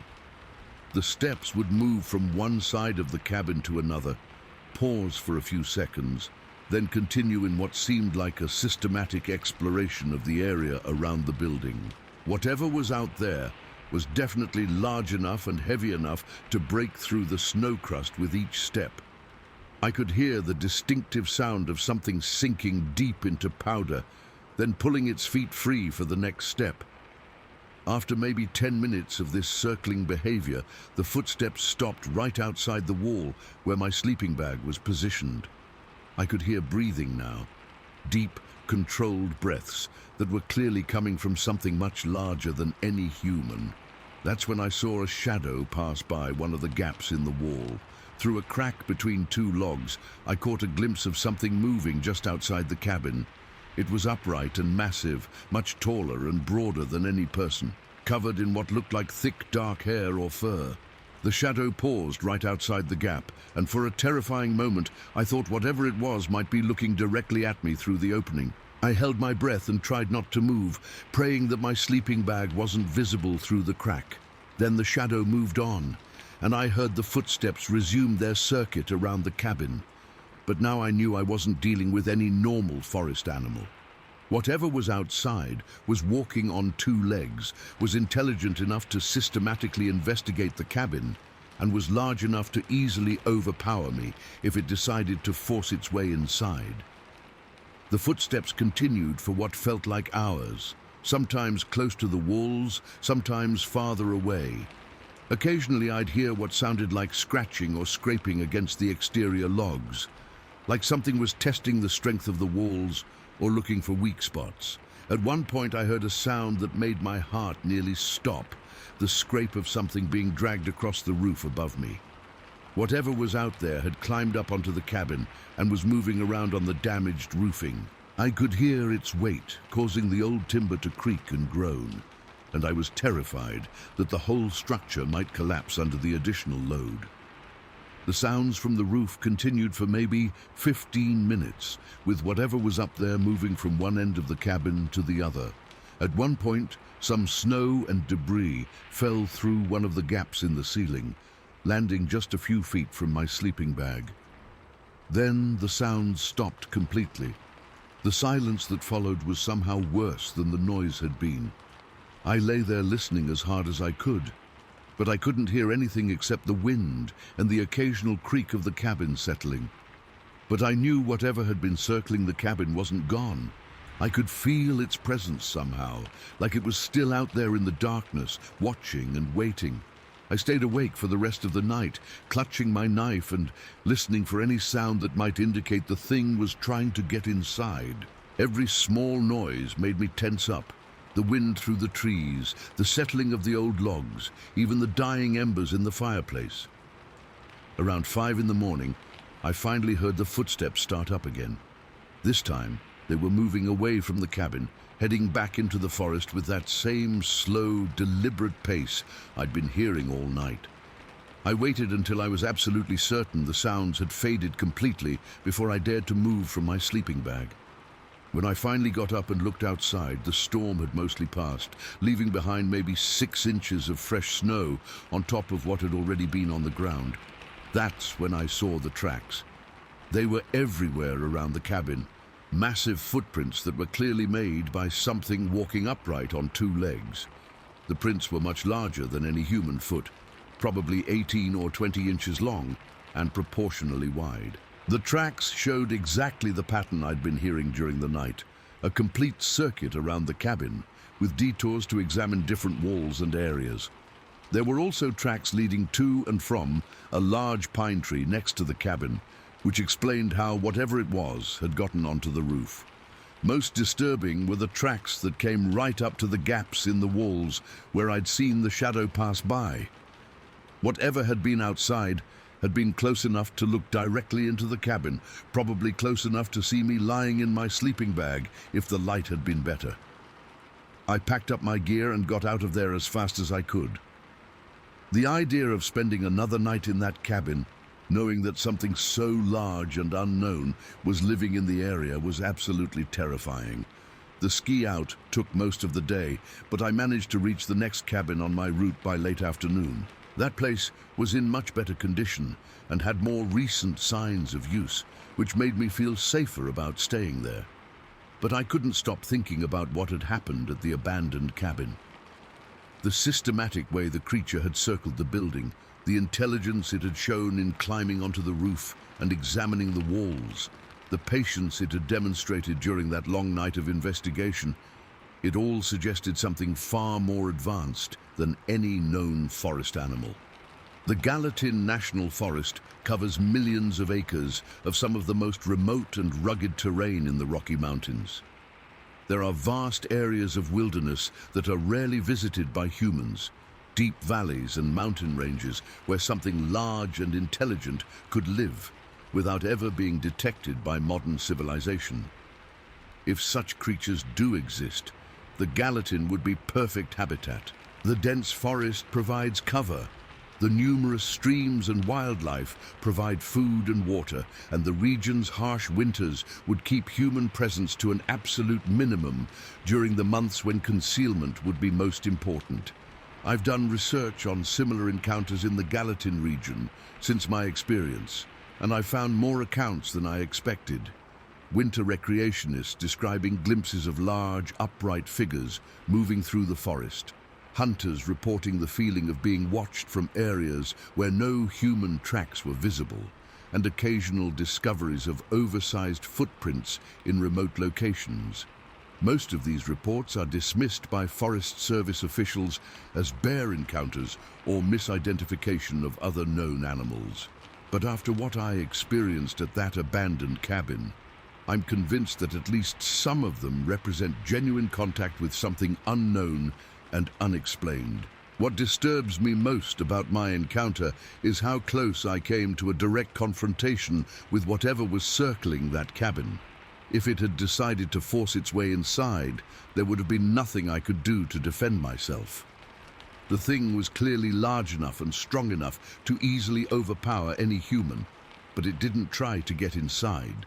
Despite having every opportunity to break into the cabin, despite clearly knowing I was there, it chose to investigate from the outside and then leave without causing any harm. That suggests a level of restraint and decision-making that's far more unsettling than simple animal aggression would have been. I was studied and evaluated by something that made conscious choices about how to interact with my presence in its territory. The tracks around that cabin told a story of intelligent investigation rather than random animal behavior. Whatever had been circling the building during that storm had approached with purpose, had examined the structure methodically, and had then made the decision to retreat without further contact. Sometimes I wonder what would have happened if I'd been brave enough to call out or make some noise to acknowledge that I knew it was there. Would it have tried to communicate with me? Would it have shown itself more directly? But mostly I'm grateful that the encounter remained peaceful and that whatever was out there in the blizzard chose to leave me unharmed. Because I'm convinced now that there are forms of intelligence living in our most remote wilderness areas that most people will never encounter. The memory of hearing those massive footsteps circling the cabin all night, knowing that something enormous and unknown was just outside the thin log walls, still gives me chills whenever I think about it. Some experiences change the way you see the wilderness forever, and that night in the abandoned cabin during a Montana blizzard was definitely one of them. I know now that we share these remote places with things that understand us far better than we understand them. Ancient intelligences that observe our presence and make their own decisions about when and how to reveal themselves. And sometimes, during the worst storms when visibility is limited and human presence is at its minimum, they choose to investigate us as closely as we've always wanted to investigate them. Story 15. I had parked at this pullout along a ridge road in the Angeles National Forest in California just after sunset, planning to do some night photography of the sky. The spot was perfect, high elevation, away from the worst of the light pollution, with a clear view to the east where I could capture some good shots of the stars coming out. I'd been to this area a few times before during the day, hiking some of the trails that wind through the chaparral-covered hills. But I'd never been there at night, and I was looking forward to testing out some new camera equipment and techniques I'd been reading about. The pullout was just a wide spot in the road, maybe 50 feet long, with a metal barrier separating it from a steep drop-off into a canyon below. Behind me, the hillside rose up at a sharp angle, covered in thick brush and scattered oak trees that created perfect cover for wildlife. I'd arrived just as the sun was disappearing behind the western mountains, and I spent about 20 minutes setting up my camera gear and getting everything positioned for the shots I wanted to take. The temperature was comfortable, probably in the mid-60s, and there was just enough breeze to keep the air fresh without creating problems for long exposures. By the time I had my tripod set up and my camera mounted, it was getting properly dark. The first stars were starting to appear, and I could see the lights of the city spread out in the valley far below. It was exactly the kind of clear, stable night that's perfect for astrophotography. I took a few test shots to check my settings and focus, then started working on a series of longer exposures. The process requires a lot of patience, setting up the shot, starting the exposure, then waiting 15 or 20 minutes for it to complete before you can see the results. During one of these waiting periods, maybe around 8:30, I started hearing sounds from the hillside behind me. At first, it was just occasional snapping of twigs and rustling of brush, the kind of thing you'd expect from deer or other animals moving around after dark. But as I listened more carefully, I realized the sounds were getting closer to the road, and they were too heavy and deliberate to be coming from any normal wildlife.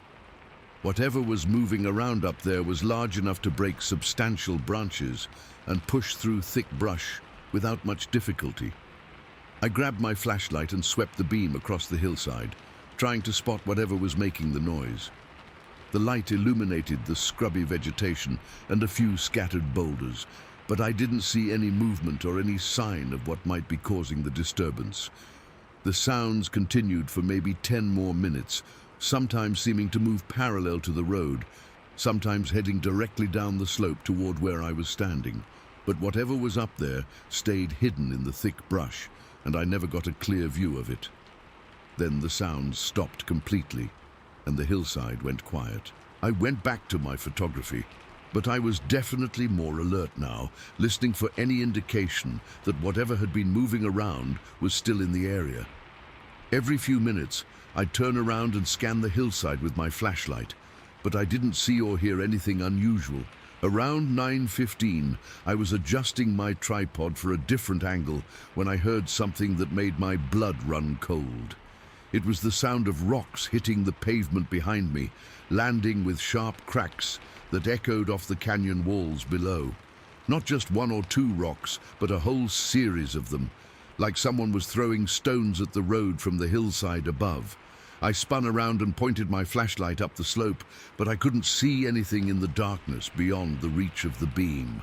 The rock throwing continued for maybe 30 seconds, with stones landing all around me, some of them close enough that I could hear them rolling across the asphalt. Then everything went quiet again.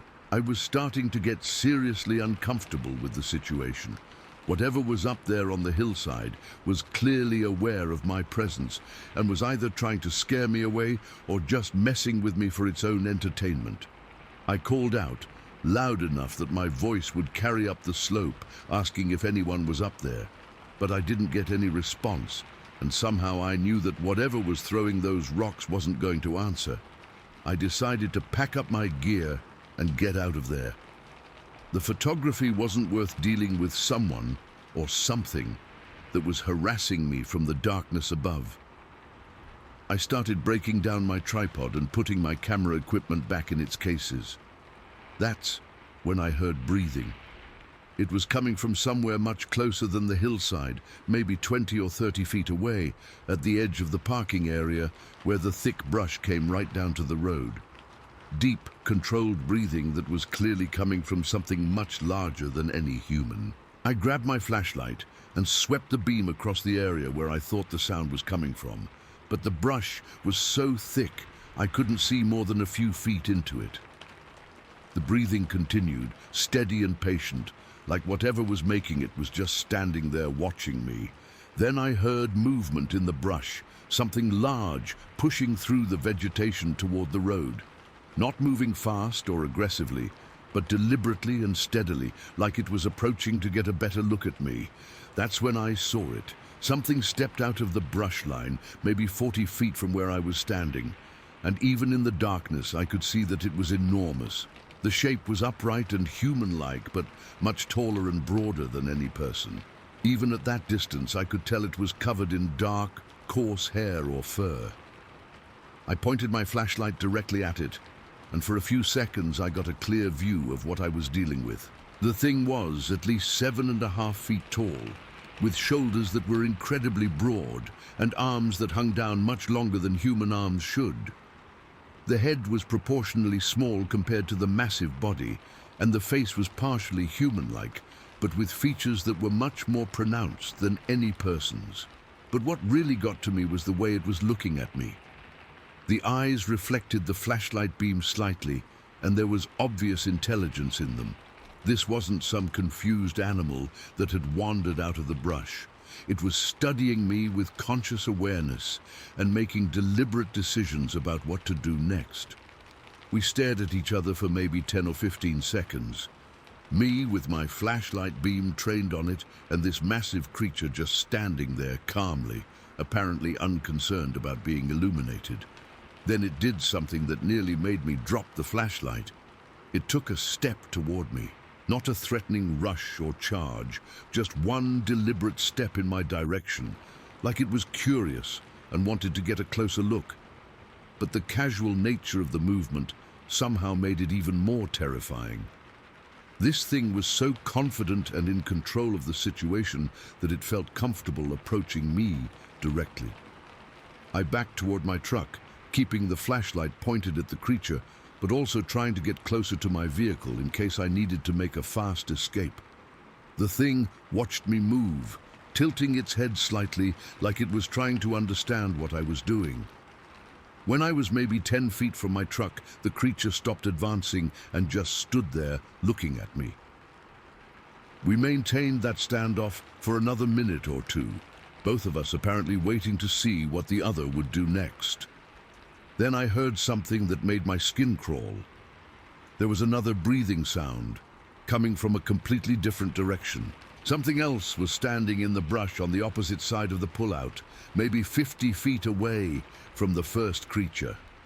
I swung my flashlight toward the new sound, and for just a second I caught a glimpse of another massive shape moving deeper into the vegetation. This one was slightly smaller than the first, but still enormous by human standards, and it moved with the same fluid, purposeful motion. The realization that there were at least two of these things in the immediate area was absolutely terrifying. I was outnumbered by creatures that were much larger and stronger than me, in a remote location where no one would hear me if I called for help. I started moving toward the driver's side of my truck, but slowly and carefully, trying not to make any sudden movements that might trigger an aggressive response. The first creature continued to watch me, but it didn't advance any further or make any threatening gestures. When I reached my truck, I opened the driver's door as quietly as possible and climbed inside, keeping my eyes on the creature the whole time. It was still standing at the edge of the brush line, motionless and apparently patient, like it was waiting to see what I would do next. I started the engine and turned on the headlights, hoping the bright lights would encourage the things to retreat back into the brush. But the first creature didn't seem bothered by the lights at all. If anything, it seemed more curious than before, taking another step closer to get a better look at my truck. That's when I heard a sound that made my heart nearly stop. There was a heavy thump on the roof of my truck, like something large had jumped or climbed onto the vehicle from behind. The whole truck rocked slightly under the impact, and I could hear something moving around up there, shifting its weight and causing the metal to creak. I looked up through the windshield, but I couldn't see anything from inside the cab. Whatever was on the roof was staying toward the back of the truck, probably crouched down so I wouldn't be able to spot it from my position behind the steering wheel. The creature that had been standing in front of my truck was still there, now maybe 20 feet away, and it seemed to be watching this whole situation with what looked like mild interest, like it was curious to see how I would react to having something else on top of my vehicle. I realized I was trapped. I had one of these things standing in front of my truck, preventing me from driving forward, and another one on the roof that could potentially smash through the windshield or side windows if it decided to become aggressive. The thing on the roof moved again, causing another series of creaks and pops from the truck's frame. I could feel the vehicle shifting slightly with each movement, and I was terrified that whatever was up there might be heavy enough to actually damage the suspension or cause the truck to lose stability. I sat there for what felt like forever, gripping the steering wheel and trying to decide what to do. The creature in front of my truck hadn't moved for several minutes, just standing there watching me through the windshield. The one on the roof was still moving around occasionally, but it hadn't tried to get down or interact with me more directly. Finally, I decided I had to take action. I honked the horn twice, hoping the loud noise would startle whatever was on the roof and maybe encourage both creatures to retreat to a safer distance. The horn blast echoed off the canyon walls and seemed incredibly loud in the quiet night air. The creature in front of my truck didn't seem bothered by the noise, but I felt the one on the roof shift position, and a few seconds later I heard a heavy thump as it jumped down to the ground behind the truck. I checked my mirrors but couldn't see where it had gone. For all I knew, both creatures were now positioned behind my vehicle, which would make backing up just as dangerous as trying to drive forward. But the creature that had been blocking my path finally started moving. It took several steps backward, retreating toward the brush line while continuing to watch my truck. It wasn't running away or showing any signs of fear. It was just giving me room to leave, like it had decided the encounter was over. I put the truck in drive and slowly moved forward, keeping my eyes on the creature as I passed. It was maybe 10 feet away when I drove past it, and I got another clear look at its massive size and the intelligent way it tracked my movement. As I reached the edge of the pullout and started to turn back onto the main road, I looked in my rearview mirror and saw both creatures standing in the area where my truck had been parked. They were just standing there calmly, watching me drive away, like they were making sure I actually left their territory. I drove down that mountain road much faster than was probably safe, desperate to get away from whatever I'd encountered at the pullout. My hands were shaking so badly I could barely steer, and I was covered in cold sweat despite the warm night air. The drive back to civilization took about 40 minutes, and I spent the entire time replaying what had happened and trying to make sense of it. The way those creatures had approached me, the intelligence they'd shown, the coordination between them, it all pointed to something far more advanced than any known animal. The Angeles National Forest covers hundreds of thousands of acres of rugged terrain, with vast areas of dense chaparral and steep canyons that are rarely visited by humans. If something large and intelligent wanted to remain hidden while occasionally observing human activity, this would be one of the perfect environments. What disturbs me most about the encounter is how controlled and deliberate it seemed. The creatures hadn't stumbled across me by accident. They'd approached with purpose and had studied my presence there with obvious intelligence and awareness. The rock throwing, the coordinated positioning around my truck, the way one of them had climbed onto the roof while the other blocked my escape route. It all suggested planning and communication abilities that were deeply unsettling. I've been back to that area several times since then, but always during the day and never alone. The pullout looks completely normal in daylight, just another scenic overlook with a great view of the canyon below. There's nothing obviously unusual about it, no signs that it might be the kind of place where impossible encounters happen. But I know what I saw that night, I know what I experienced, and I know that there are things living in those remote canyons and hillsides that most people will never see and wouldn't believe in if they were told. The memory of those intelligent eyes looking at me through my truck's windshield, the sound of something massive moving around on my roof, the casual way those creatures had approached and studied me. It all still gives me chills when I think about it. Some encounters leave you with absolute certainty that the world contains mysteries we don't understand, and that night in the mountains above Los Angeles was definitely one of them. I never did get the photographs I was hoping for, but I got something much more significant. Proof that we share this planet with forms of intelligence that observe us from the shadows and make their own decisions about when to reveal themselves. And sometimes when we venture into their territory with our lights and cameras and human curiosity, they decide to let us know we're not alone.